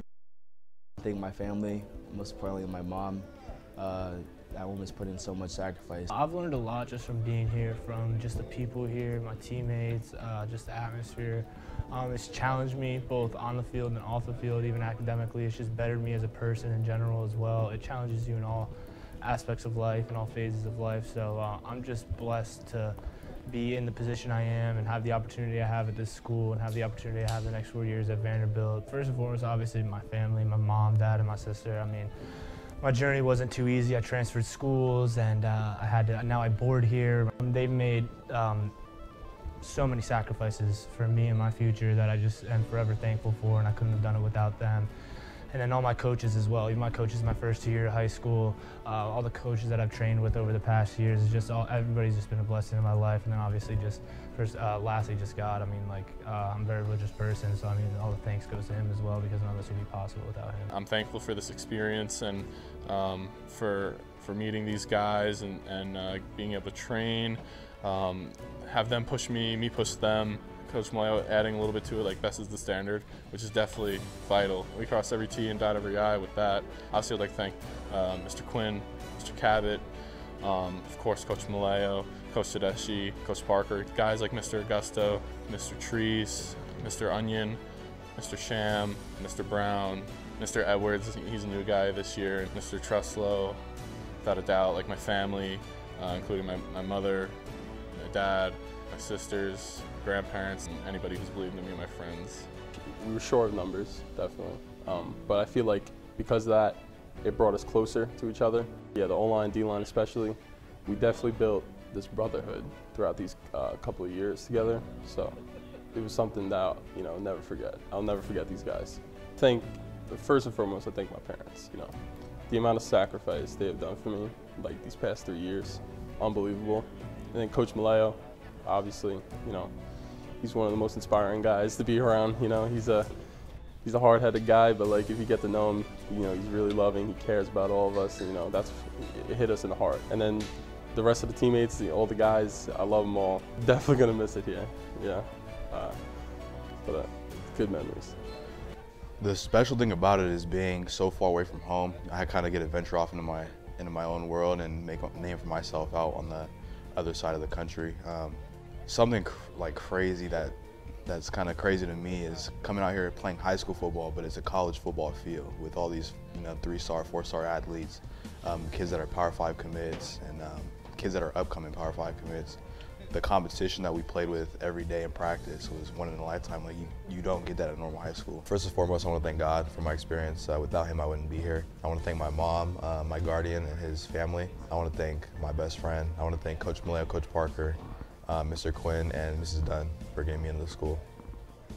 Yeah, I want to thank my mom, especially. She put me through here. She's paying for it. My grandparents too, they're helping out. They helped out with football, get my cleats and stuff. Coach Malayo, Coach Parker, believing in my ability to play football and ability to go to the next level. Definitely Mr. Gilbert, he helped me with physics when I was struggling last year. He'd take time at study hall to help me. My math teacher, Coach D, would help me. I feel prepared academically through my teachers and through the harder workload we get here. It's definitely prepared me for the college and football training, off season, during the season. It's basically a college training. Same what they do, just a step down. It's not the full thing, but it's definitely a taste of what it is, and I feel like I'm ready. So one of the really unique things about being part of this community is the support that you get from people, and I've learned so much from people that I've worked with and people that I've worked under. The admissions staff at Peddie, Ray Cabot and Molly Dunn have been amazing mentors to me. Peter Quinn has done a wonderful job as our head of our school, and who's really been a huge supporter of the football program and what that transformative experience can do. Catherine Rodriguez, our assistant head of school, a lot of the people within the dorms, our arts department. It's amazing like how many people support each other here, and it's authentic and it's genuine, and I'm so grateful for it.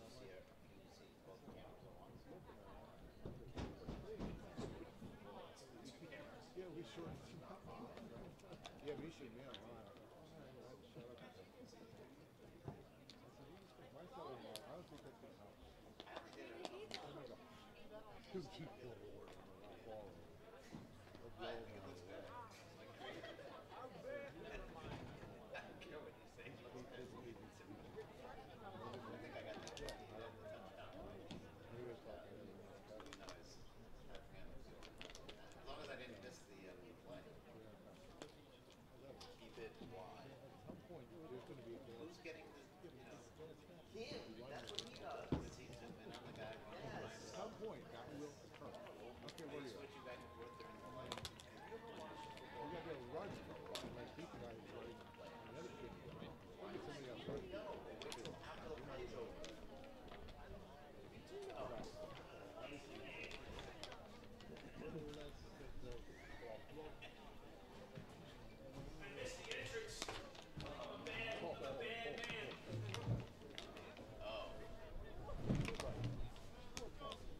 Welcome back to the field, your Peddie football Falcons. Hi, Jim Trislow. Nice to meet you. Welcome to Peddie. Nice sweatshirts. You gotta like that. That's cool.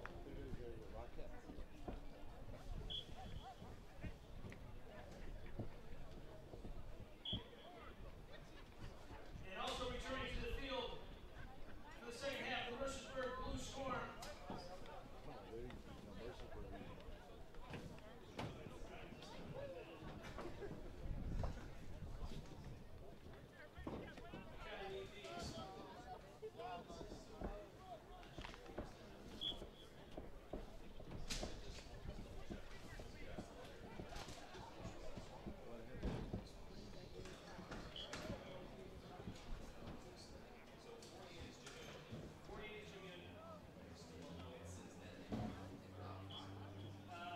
There is a 30 and no, we won't go back here.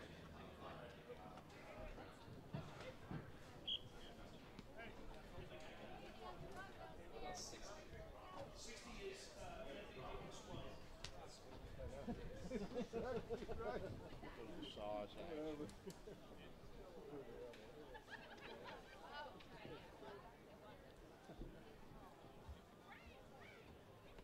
Come on, Blue, new half.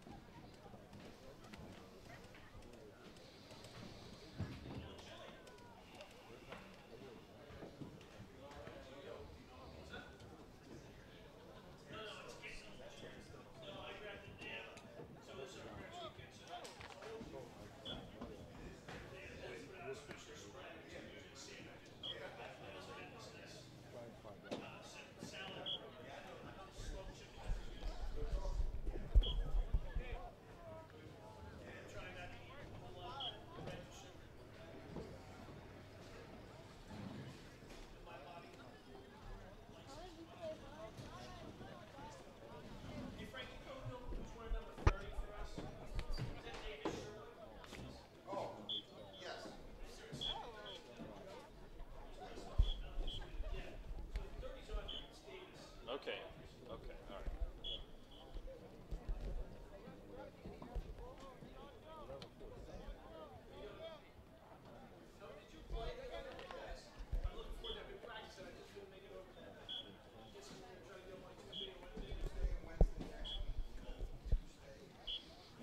Ready? I'm ready.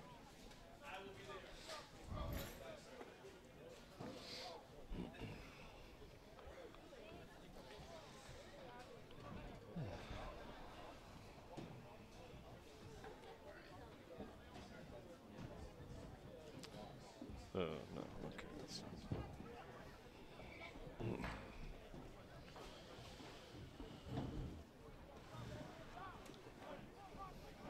Mm-hmm.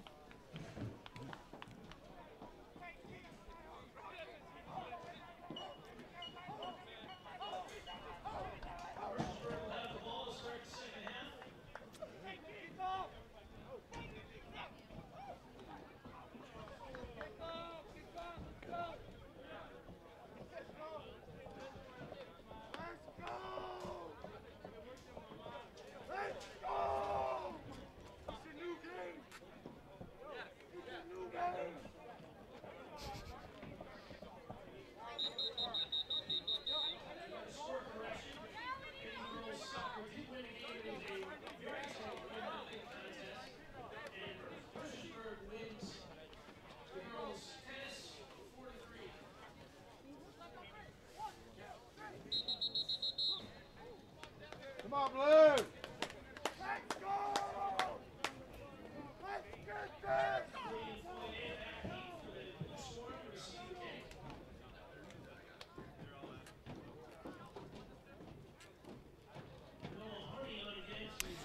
All right, so back here at Schumann Field, getting ready to start the second half. Tim Catalfamo here for a play. Khalil Foyer's got a touchdown along with Dorian Woody. And then Noah Litzinger has got 58 yards on the ground with a touchdown. We'll get to the Peddie stats in a second as first down and 10 now for Prentice. Out of the shotgun, takes the snap, hands off to Litzinger. Litzinger across the middle, maybe a yard or two on the play before he is gang tackled there by the Peddie defense. Cam Baratow along with C.J. Presley there on the tackle for the Falcons.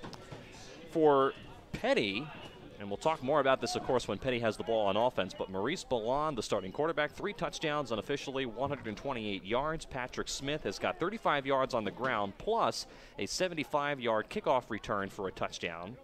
Servassier Dennis, one of the defensive ends and linebackers for the Peddie Falcons, has got a pick 6. As on second down and 10, again, Litzinger running, but there is going to be a hold on Mercersburg. He didn't get much anyway on second down. This will back them up further. John Mitchie's got a touchdown for the Peddie Falcons along with Marlon Johnson and Khalil Majid, all getting on the board for Peddie in the second quarter. So here in the second half, we'll see if Mercersburg can try to make a game out of this. That holding penalty certainly does not help him. It's second down and 20 from the 13-yard line. Prentice, low snap, pressure coming, and he is wrapped up and tackled in the backfield. Nice stop made. That's Chris Mayo, number 77, assisting with the sack. Cam Baratow as well.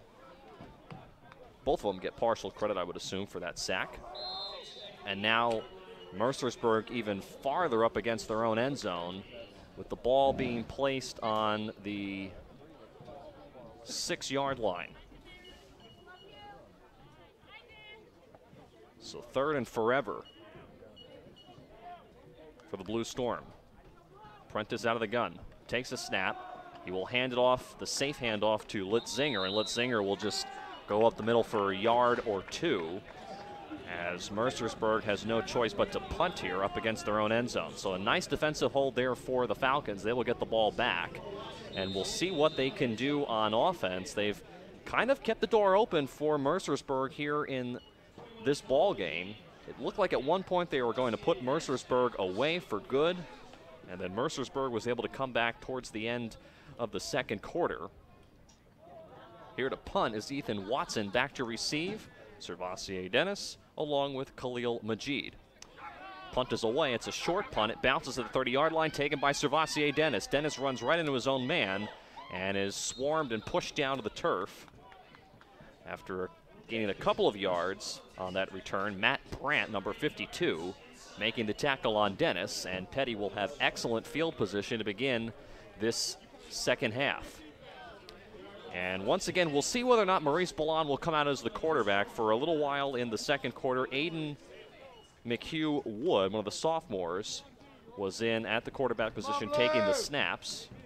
That was when Peddie had pretty good control of the game. But it will be Ballon as the quarterback. Patrick Smith to his right. 4 wide receiver set here on 1st and 10. Hand off to Smith. Actually, Milan's going to tuck under his arm and run across the 25-20. Ballon's got some room and is taken down inside the 20 at about the 15-yard line. He picks up the first down, and Peddie moves the chains. It's the first time, actually, we've seen Ballon run. We know that he can run. And in past games that Peddie has played, he's played a major role on offense when he has tucked it under his arm and run. It's officially a gain of 12. And it's a first down and 10 now from the Mercersburg 17-yard line.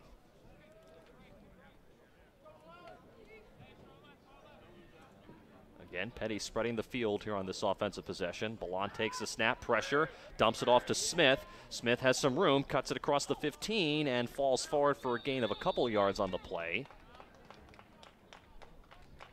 Making the tackle there for Mercersburg. It looks like that was Joey Mealy, number 55, along with others there. Ryan Willie also as well, contributing. Come on, Blue, you got this. Clock continues to run here in the third quarter.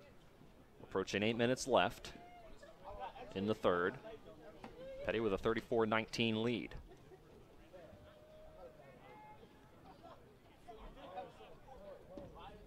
So 2nd and 7 now. Ballon fires it, caught by Marlon Johnson at the 5-yard line. Nice tackle made for the Mercersburg Blue Storm. Liam Kick there.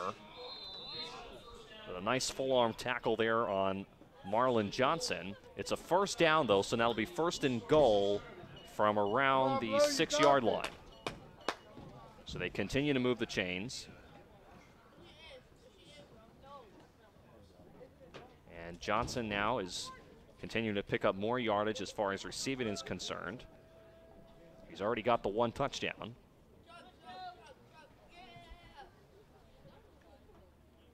Ballon will send a man in motion. That's John Mitchie. High snap.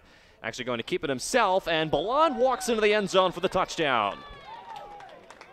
It's a high snap, but Ballon was able to recover and adjust and walks into the end zone for his first rushing touchdown of the day.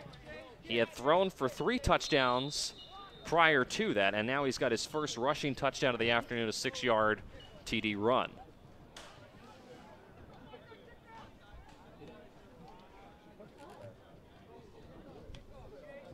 So now on to attempt the extra point is Noah Harney. Extra point is up and good. So 41-19, Peddie leads. Very nice job coming out of the locker room to get some points on the board. I mentioned that Mercersburg had kind of cut into that lead towards the end of the second quarter, but Peddie gets back on the board pretty handily here.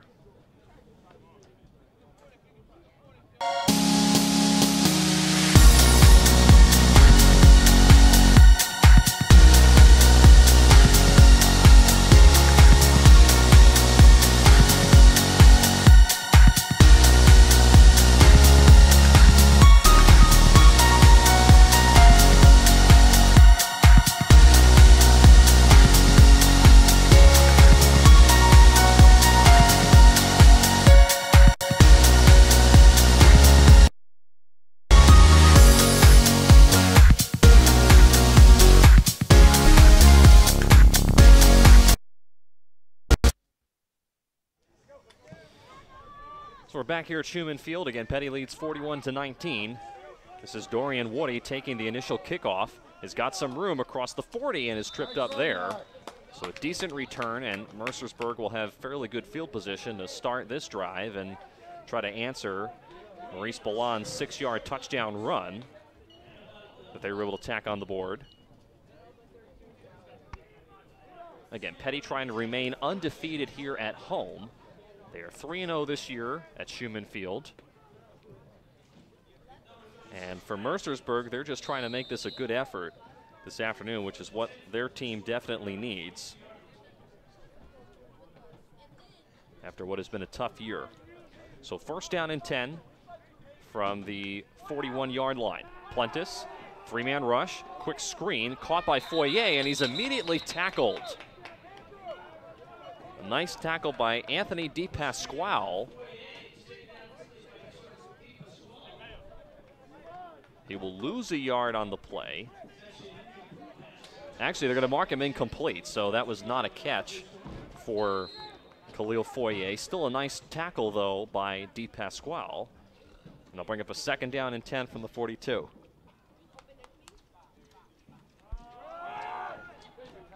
Hand off to Litzinger. Litzinger across the 45 to the 50. Near the 1st down marker. It's going to be close. They may give it to him with forward progress. Nice run by Litzinger, and yes, it will be a first down, so they move the chains.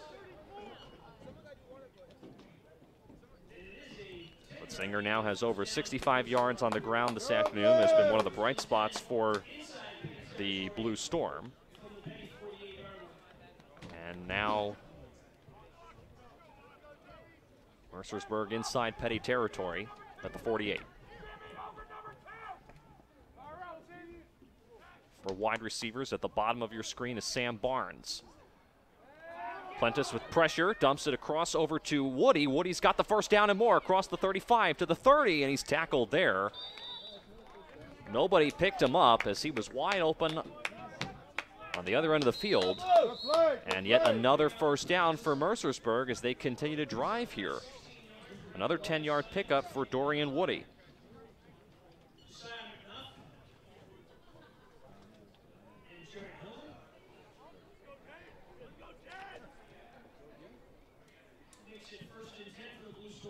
Plentis with Woody now this time lined up in the running back slot behind him on first down and 10 from the 30. Hands off to Woody. Woody cuts it back across the 25-20, turning his legs towards the 15, and yet another first down. So Mercersburg running it on the ground with some success here in the third as they are driving ever closer now to the red zone.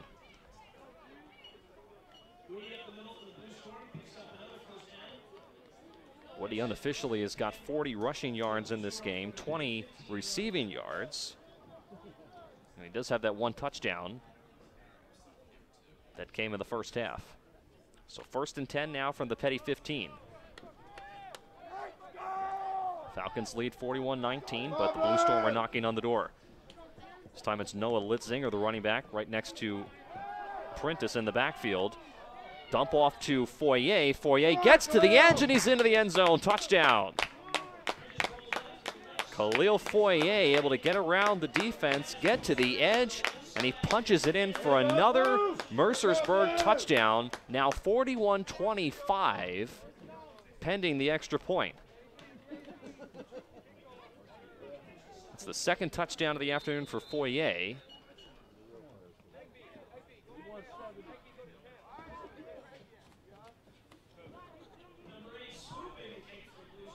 And now we have a different kicker, Henry Swoop, attempting the extra point. It is up and good.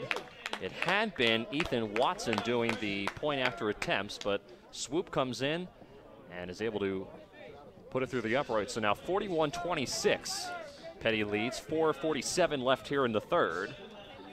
And Mercersburg not quite going away. This has been a fairly high-scoring affair.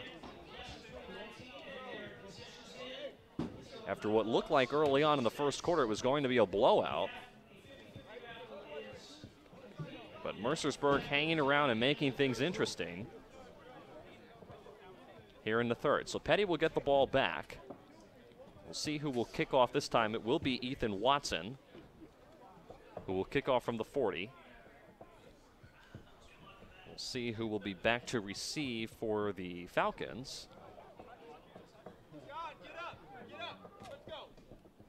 Looks like David Egby will be back there to receive.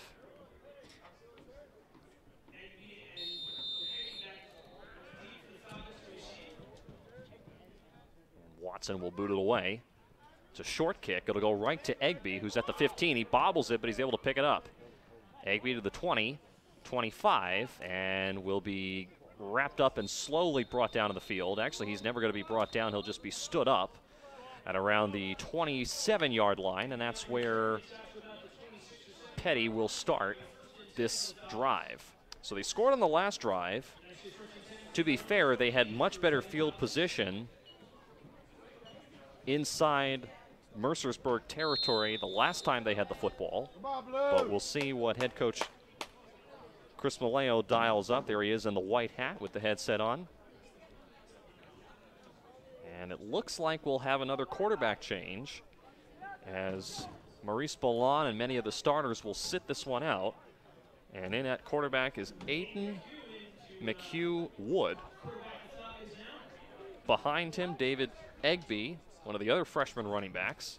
on 1st down and 10.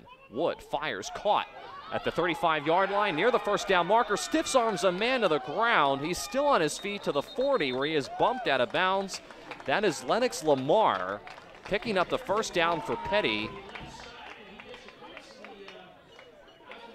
Muscling his way to the 1st down marker. Lennox Lamar usually plays linebacker for the Falcons, but he's coming in here on offense. And we've seen that a couple times from Lamar.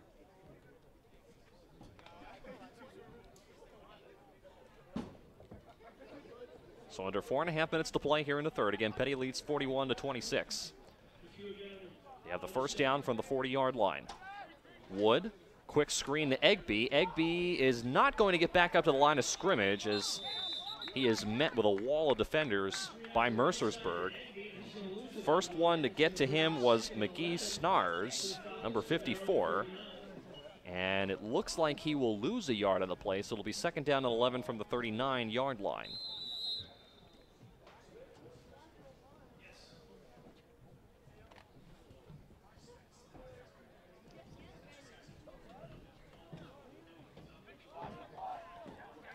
So Wood will be out of the shotgun. David Egbee to his right.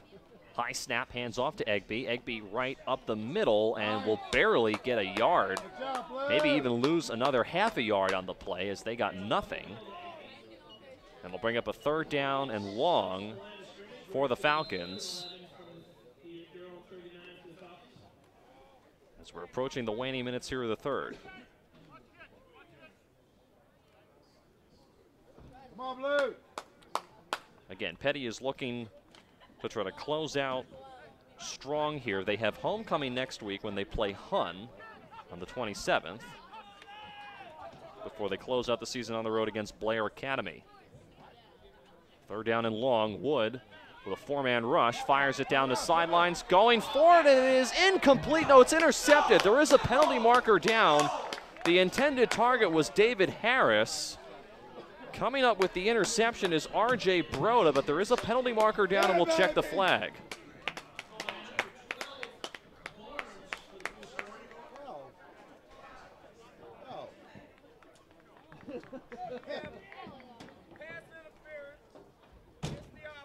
And it's a pass interference call on the offense, so the interception will stand.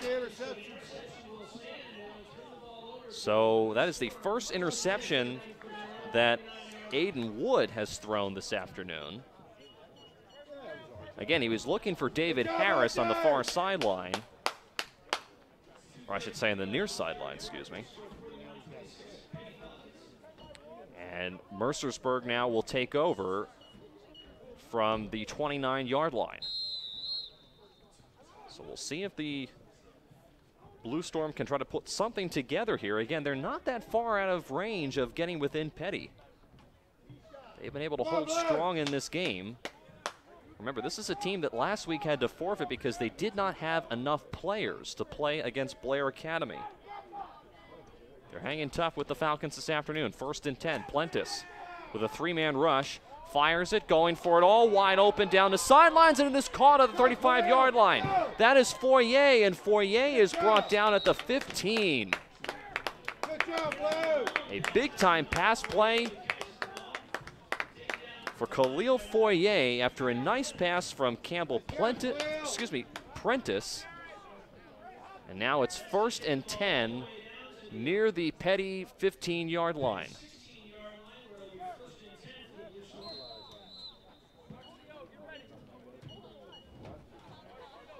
So very impressive as they continue to move the chains. And once again, Mercersburg within striking distance.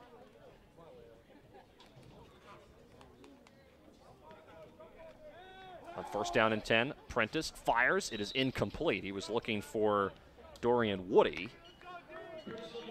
That'll bring up a 2nd down and 10. So 1:57 left here in the third quarter.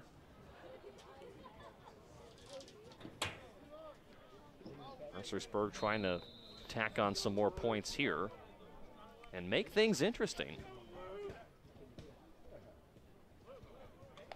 Head Head coach Dan Walker told me before the game they have their work cut out for them this afternoon, certainly against a very talented Peddie team, but I would think that from what they have been able to do this afternoon on offense, he's pretty pleased to be at least hanging around with a very good Peddie football team. 2nd and 10 from the 16, low snap. Fires to the left sideline, caught again by Foyer, but this time he's not going to get any yardage on the play. In fact, he will lose a couple. Coming up to make the tackle there, Anthony DePasquale.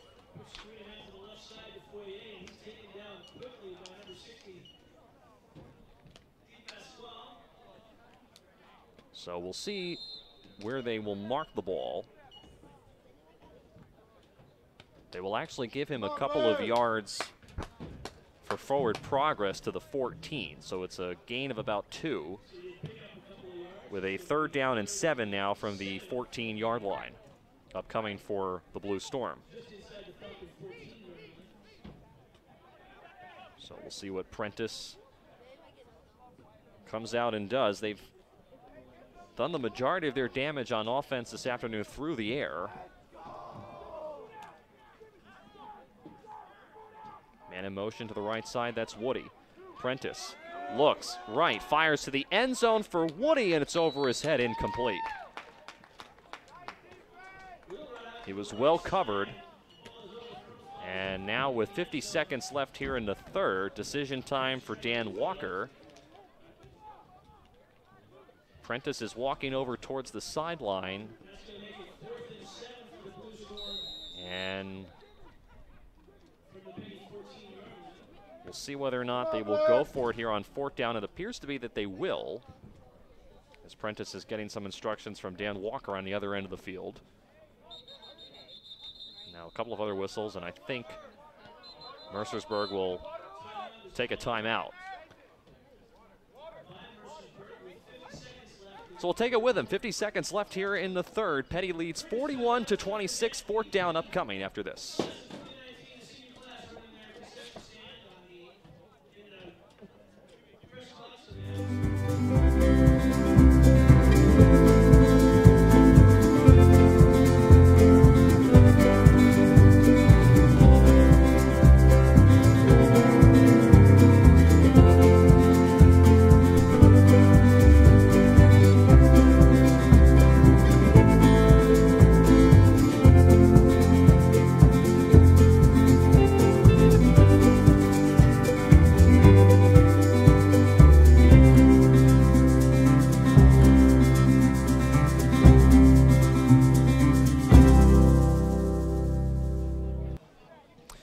Back here at Schumann Field here for Play-by-Play Sports Network. Tim Catalfamo, the rest of our Play-by-Play Sports Network crew calling the action this afternoon. 50 seconds left here in the 3rd. It's a 4th down and 7 upcoming for Mercersburg. They are down 41-26, and they're looking to convert here to not only keep the drive alive, but try to get within range of Peddie. Prentice looking, fires on the middle, caught by Foyer, and Foyer is in for the touchdown. So a beautifully dialed up play out of that timeout, and now Mercersburg within striking distance of the Falcons, 41-32 pending the extra point. A 14-yard pass play for a touchdown. That is now the 3rd touchdown that Prentice has on the afternoon.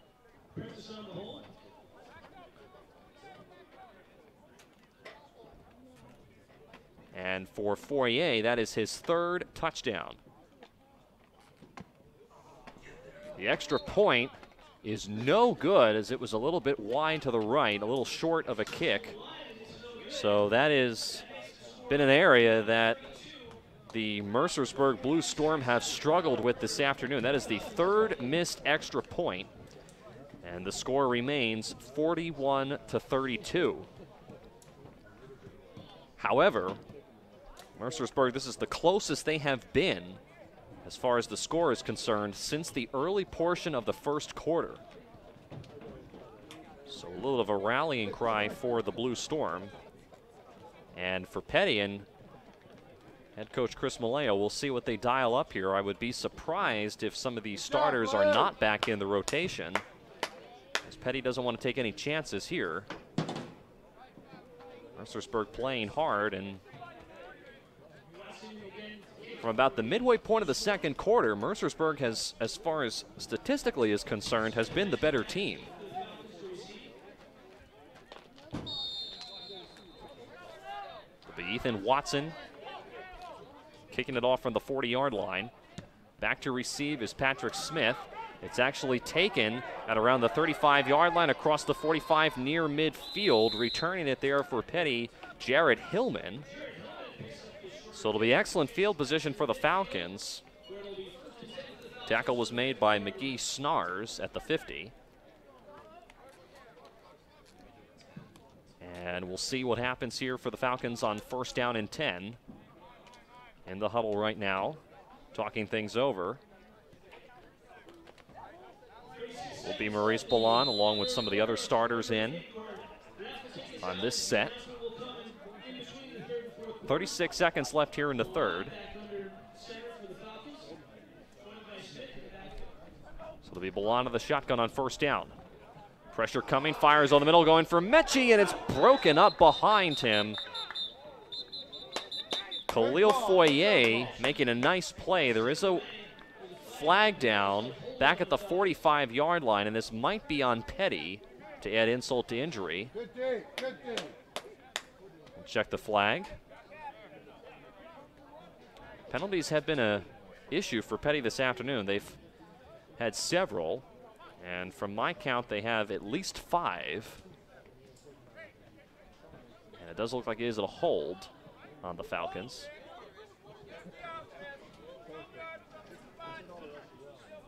So it is a hold that'll back them up 10 yards.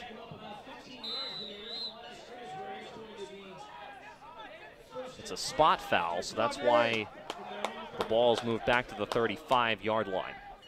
So now 1st and 25. Ballon takes the snap. Only a 3-man rush. Has plenty of time to throw. Rolls out to his left. It is caught by Khalil Majid out of bounds near the 48-yard line. Shoved out of bounds there by, looked like Ryan Willie. Excuse me, actually that was Matt Brandt, number 52, for the Blue Storm. And that will take us to the end of the third quarter. So 41-32 is the score at the end of 3 quarters of play. Back for the fourth on Play by Play Sports Network right after this.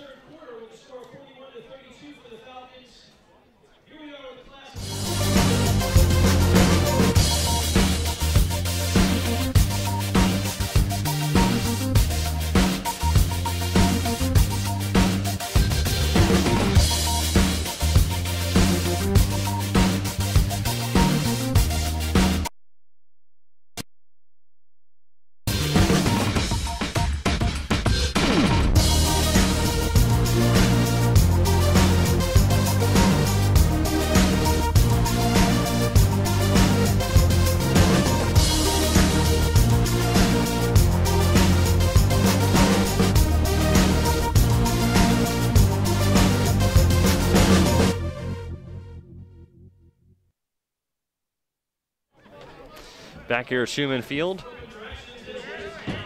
for some high school football this afternoon between the Peddie Falcons and the Mercersburg Blue Storm. Peddie leads 41-32, about to start the fourth and final quarter here. It's a 2nd down and 12 for the Falcons from their own 48-yard line. Ballon with a high snap, hands off to Patrick Smith. Smith knifes his way up the middle and has got some room. Smith across the 25 to the 20, 15, 10, 5, and he's in. Touchdown, Patrick Smith, a 52-yard run.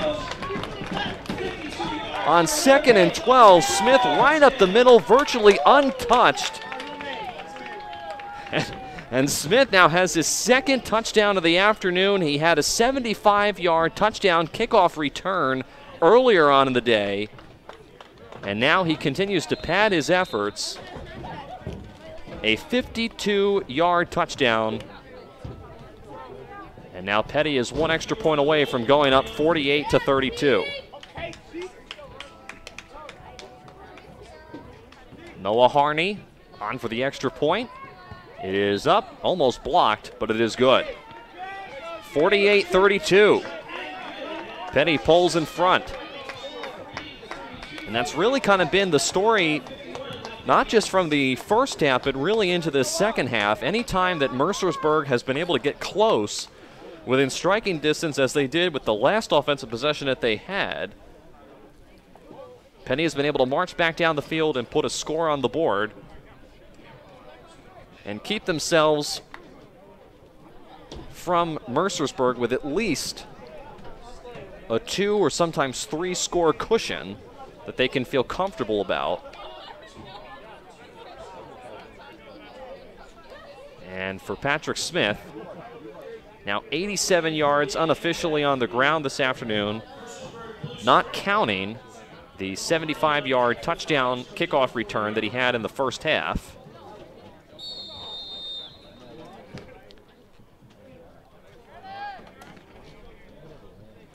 Barney will kick it off on the 40-yard line.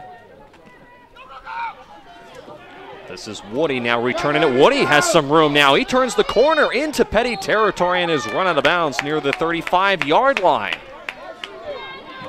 So a very nice return for Dorian Woody.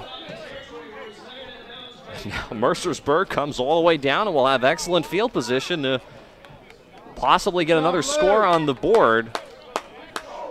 Peddie has been the dominant squad as far as points are concerned, but they have not been able to quite put Mercersburg away. And again, excellent field position for the Blue Storm.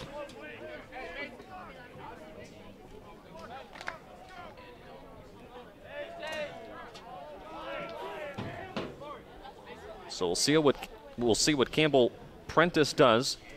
Unofficially, he's got 179 yards this afternoon. On first down, throws it to the sidelines. It's incomplete. The intended target was R.J. Broda. There was some contact, but no flag was dropped. And it'll bring up a second down and 10 from the 36.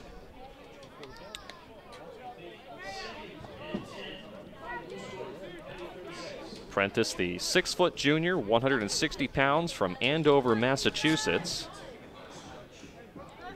Done a very nice job this afternoon leading his team.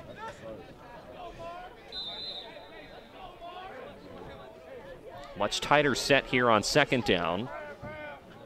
Number 22, Noah Litzinger, in as the running back. And in motion to the left side, that's Broda. Prentice fires over the middle, going for Litzinger, over his head, incomplete. Actually, that was Liam Kick, number 25, rather, who was streaking his way to the end zone. Incomplete pass. And now a third down and 10. We have more whistles.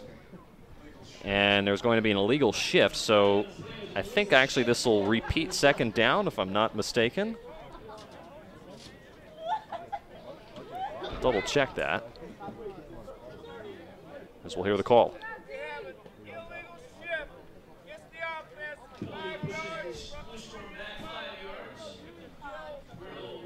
So it's a 5-yard penalty, but it will repeat second down. So the ball now is spotted at the 41-yard line of Peddie. Possibly a little bit of a break, as it's still second down for the Mercersburg Blue Storm. From the 41, low snap, quick dump off. It's batted up in the air, incomplete. That was Cam Baratow getting the hand on it, but there is a penalty flag down and it will be a hold on the Blue Storm. So 2 straight penalties for Mercersburg, backing them up and moving them in the wrong direction. The penalty, though, will be declined by Peddie, so it'll bring up a third down and 15.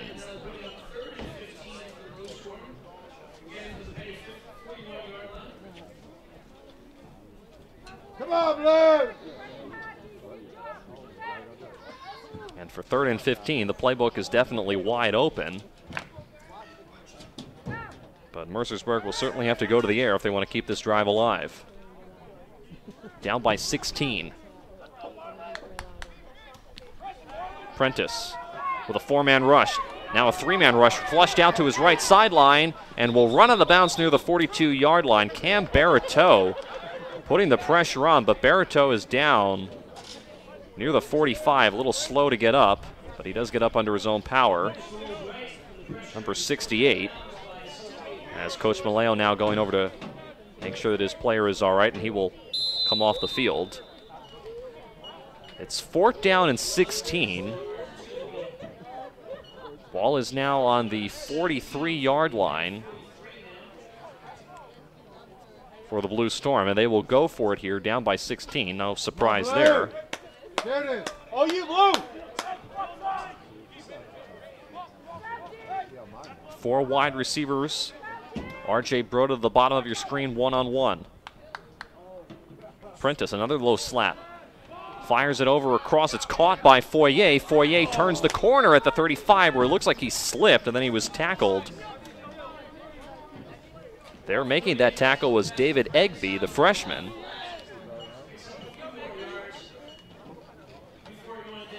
And it's a turnover on downs because he was nowhere near the first down marker. So Peddie will take over on downs from the 35. And now if you're the Peddie Falcons, possibly this could be the drive that puts away Mercersburg. We've said that before, but with the amount of time that is left, this truly could be the drive that puts them away if they are able to get a score on the board. And that has not been a guarantee this afternoon. Aiden McHugh Wood, who had an interception in this game, is in as quarterback.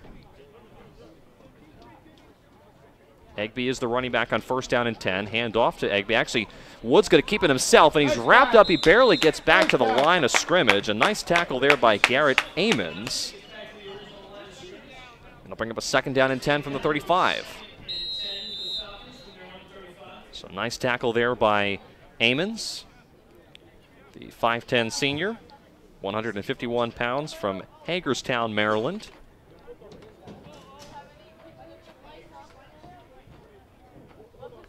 So now second down and 10. Wood out of the shotgun, takes the snap. He'll hand off to Egby. Egby, a nice juke move across the 35 to the 40. Has some room near the first down marker to the 45. He is spun down spun down to the ground at the 46, and it's a first down for David Egby.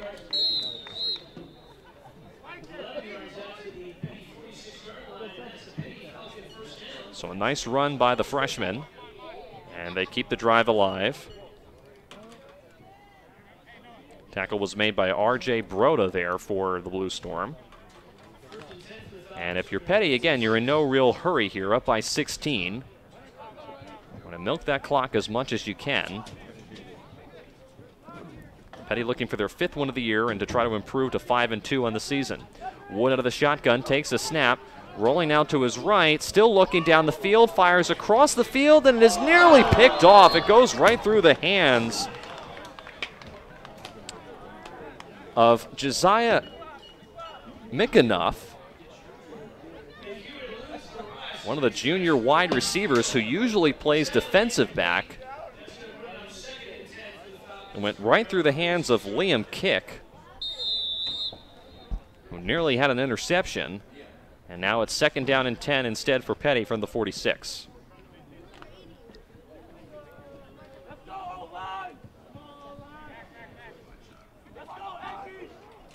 So Wood once again out of the shotgun.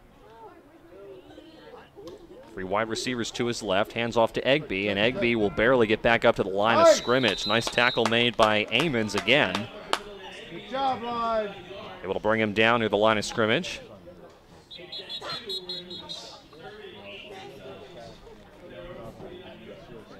And we have a whistle as the officials are just trying to figure out where they want to spot the ball.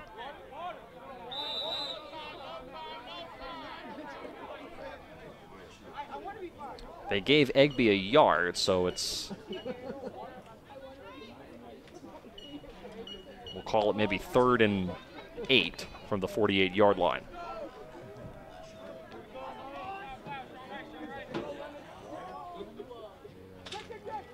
Wood out of the shotgun.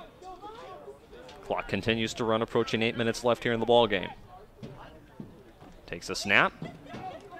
Fires over the middle, and it is dropped, incomplete. Near the far sideline. Actually, no, they're going to say he caught it. I thought he dropped it. Making the catch was David Harris, and it's a first down for the Falcons. So my mistake. It looked like that Harris had bobbled it as he was going down to the ground, but instead it's a catch, and it's a first down now for the Falcons. They move the chains. Come on, Blue, hold him.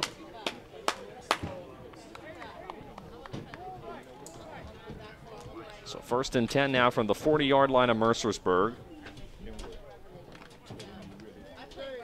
Falcons eating up some clock here on this drive. Wood out of the shotgun again. Hands off to Egby. Actually, he's going to keep it himself across the 40. 35-30. Still on his feet inside the 25-yard line to about the 26. About a 15-yard run there for Wood. And another first down.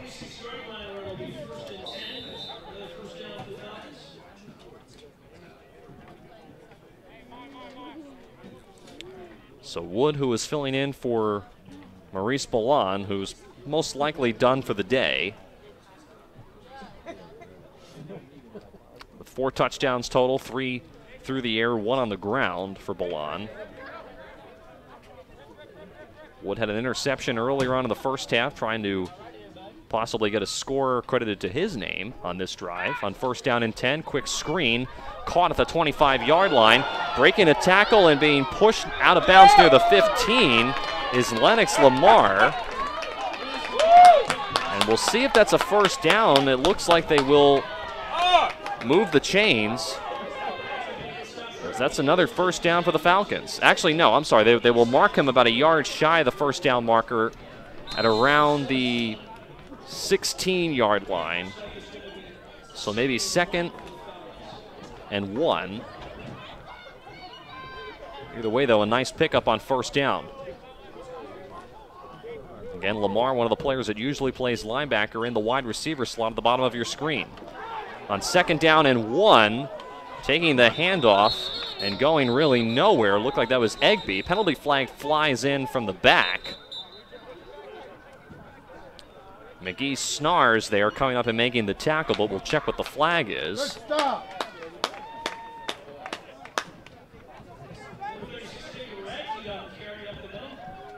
Flag came from the judge all the way in the end zone. And it looks like it's an unsportsmanlike conduct.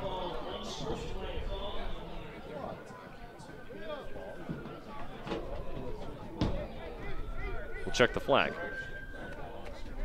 It's an unsportsmanlike conduct on Peddie.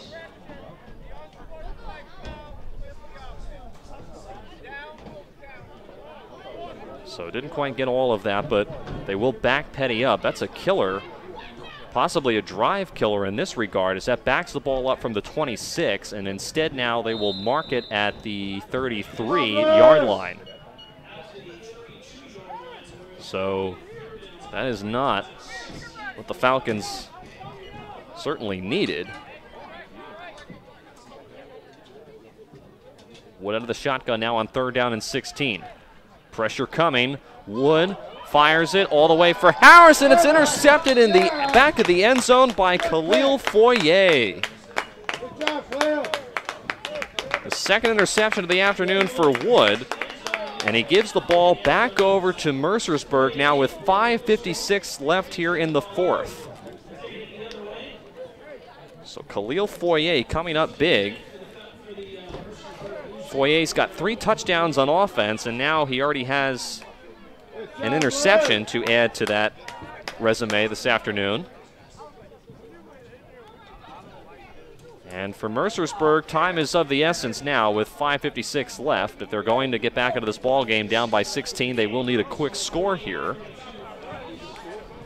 And we'll see what they do on 1st down and 10 from the 20. Prentice out of the shotgun. Checking things over with Dorian Woody, who usually is a running back but has been playing wide receiver in this game. Takes the snap. 3-man rush, fires over the middle, almost picked off in the backfield. Near midfield, that was Jared Hillman, who nearly had his first interception of the afternoon. Off target there for Prentice. And now it'll bring up a 2nd down and 10 from the 20.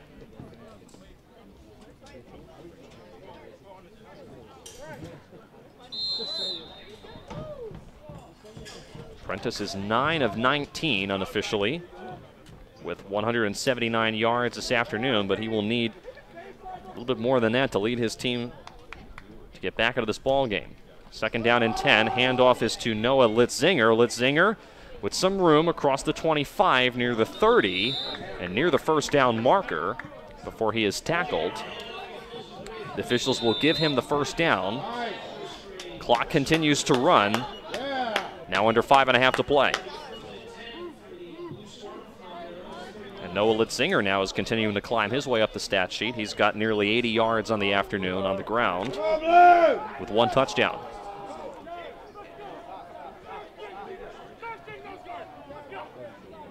Peddie showing some pressure here on 1st and 10. Handoff again is to Litzinger. Litzinger gets to the line of scrimmage and falls forward for a couple of yards. They're being swarmed there by a bunch of blue jerseys. It's a pickup of about 5 yards as we're under 5 minutes left to play.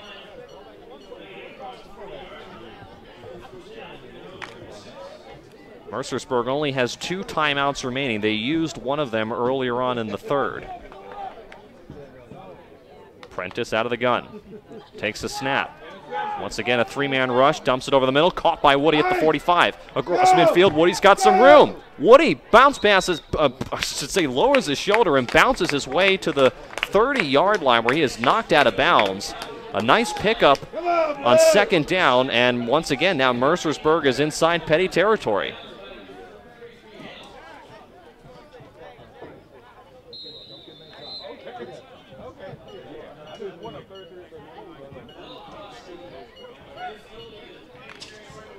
Blue.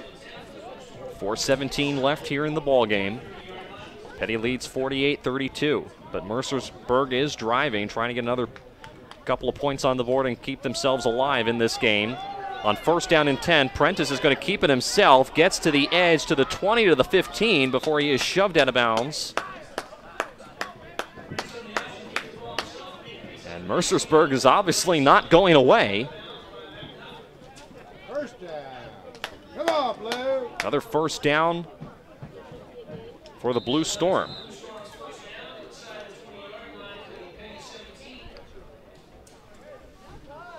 Ball now at the 17-yard line.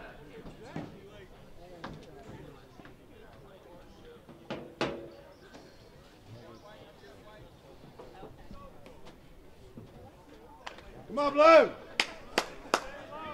Certainly is a tall order for Mercersburg. Even if they were to get a touchdown here, they would still need an onside kick, and at some point they would need a 2-point conversion, possibly 2. On 1st down and 10, over the head of Dorian Woody at the 15-yard line. So it'll bring up a 2nd down and 10 from the 17-yard line for Mercersburg. 1-5 on the year. Looking to try to pick up a win here on the road. Either way, though, win or lose, I think that this is certainly a rebound after last week, where they had to forfeit the game. They did not have enough players. They've had a tough season. And certainly Peddie, one of the better teams that they play this season. Have to be pleased with at least their effort this afternoon. On 2nd down and 10, Prentice pump fakes, now fires to the end zone, going for a Woody in the back of the end zone, incomplete. Goes through his hands. He probably would have been out of bounds had he made that catch anyway. But now a 3rd down and 10 upcoming from the 17 for Mercersburg.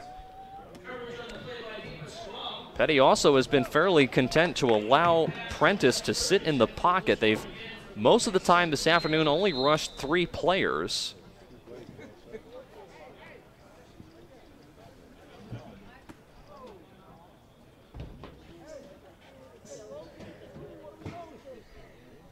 So on 3rd and 10, we'll see what is dialed up from the sidelines for the Blue Storm. This is obviously 4-down territory. Litzinger is the running back next to Prentice on 3rd down. The handoff is to Litzinger. Litzinger actually, it's going to be a caper for Prentice. Prentice gets to the edge to the 5, and he walks into the end zone for the touchdown. Big touchdown. Yeah, Blue.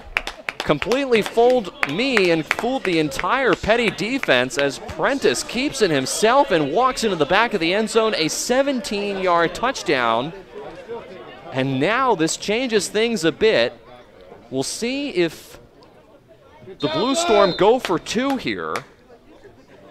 I don't know if they will. Looks like they're going to try to tack on the extra point. They're down by 10. If they went for 2 and they made it, they would be down by 8. Doing the kicking is Henry Swoop. It's a high snap. The extra point is up, and it is good. So 48-39 now with 3:42 left. Falcons lead by 9. But how about Campbell Prentice? First rushing touchdown of the afternoon, 17 yards.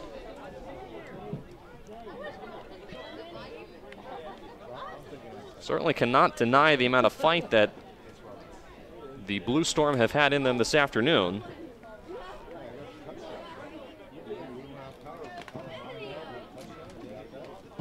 Remember, Mercersburg does have 2 timeouts left, so they do have a couple of opportunities to stop the clock.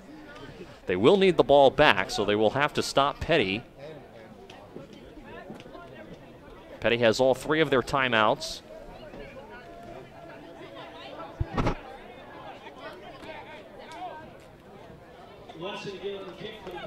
Ethan Watson will kick off. We'll see here if this is an onside kick for the Blue Storm.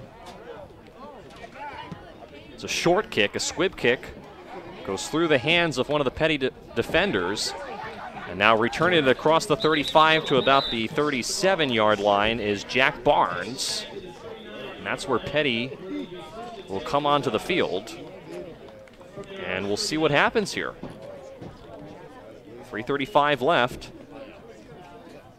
Maurice Ballon, and it looks like a lot of the other starters for the Falcons are in the huddle here with Coach Maleo.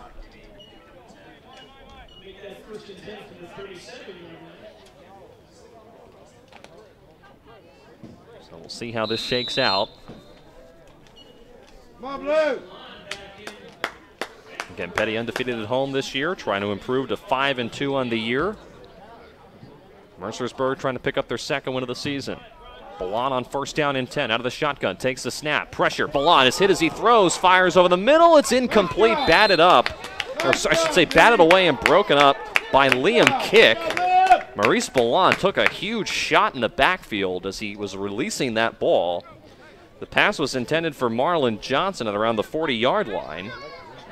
And now 2nd down and 10 upcoming, and more importantly for Peddie, it stops the clock with 3:27, which is not necessarily what you want to do.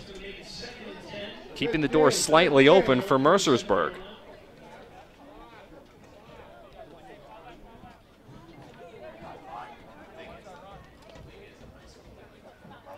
Ballon on 2nd down. Hands off to Patrick Smith. Smith, quick move across the 40, 45, 50. Smith's got some room into Mercersburg territory at the 20, the 15, the 10, the 5, and he is into the end zone. Touchdown. This time a 63-yard touchdown for Patrick Smith. And that might just do it, as that is his 3rd, by my count, touchdown of the afternoon. 63 yards. And that might just about do it for this game. As Peddie now with a commanding lead, 54-39, pending an extra point. Patrick Smith there, taking his helmet off.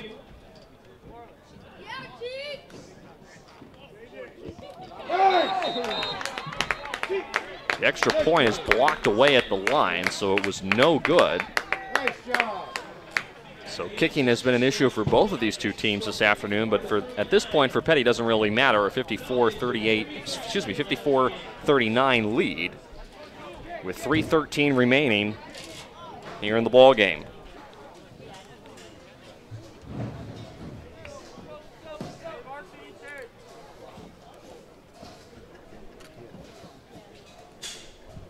We'll take a break here on Play by Play Sports Network. Come back after this.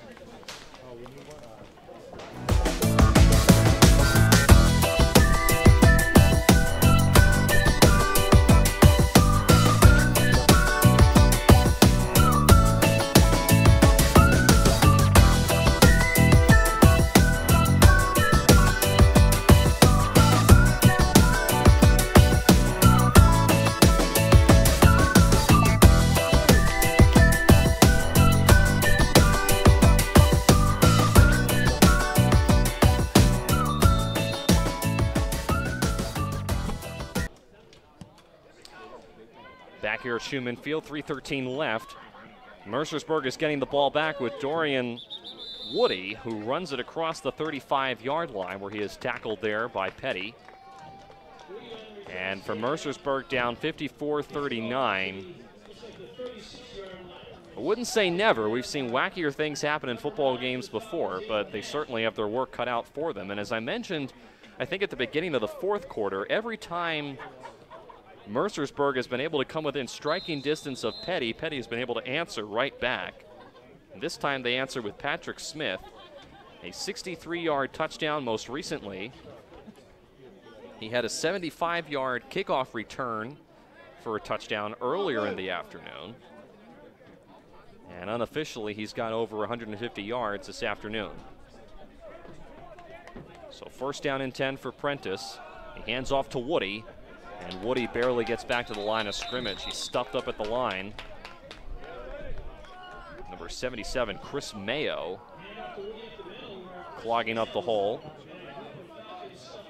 Under 3 minutes left to play. There is Mayo, number 77. 6'6" junior, 305 pounds. Haven't mentioned him too much, but he's been playing fairly well as one of the 3 players that Peddie has rushed in the trenches this afternoon. A low snap is a handoff to Litzinger. Litzinger across the 40 to the 42, where he is tackled there.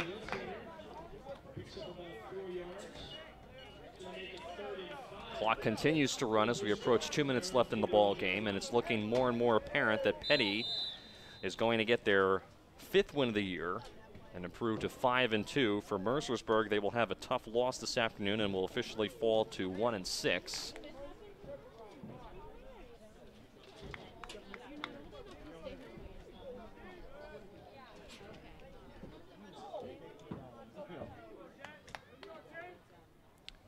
Prentice, another low snap, hands off to Litzinger. Keeps on his feet across the 45 near the first down marker. And it looks like it will be another first down for Mercersburg. Good job. Litzinger has been one of the bright spots this afternoon.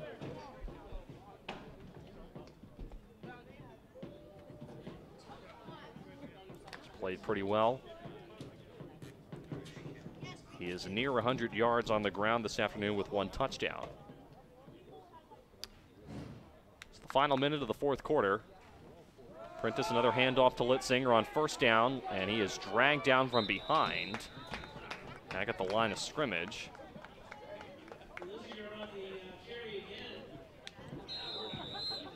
And it'll be back to the drawing board for Mercersburg and Dan Walker, 16th year head coach.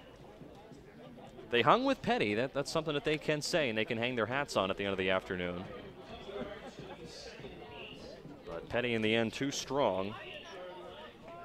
And Chris Malayo's squad is going to pick up another win.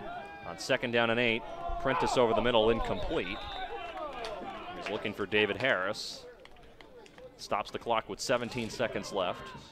They'll bring up a 3rd down and 8. And for Chris Malayo and company, they have Hun next week, which will be homecoming for the Peddie Falcons. You see the graphic there, the remaining schedule for the Falcons. Hun next week, and then at Blair to close out the year. That'll be 2 very tough games. Coach Malayo told me pre-game they got a lot of work to do still in this season. 2 very tough teams remaining on the schedule after today. Prentice on 3rd down, fires to the sidelines. It's incomplete. He was looking for Foyer at the 50. And they'll bring up a 4th down and 8. Possibly could be the final play of the game if Mercersburg decides to run it here. And finish out their offense for the remainder of the afternoon. Pretty good effort, though, for Mercersburg, but they will come up short this afternoon.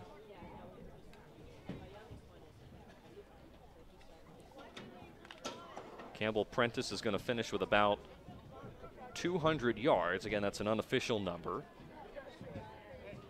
3 throwing touchdowns, 1 rushing touchdown, and he ran himself. On 4th down and 8, fires it across the middle to the sidelines. On the near side, it is caught by Dorian Woody, and that will end the ball game. So unfortunately, Mercersburg, after fighting very hard all afternoon long, comes up short, but Peddie, the Falcons, now improved to 5-2 on the year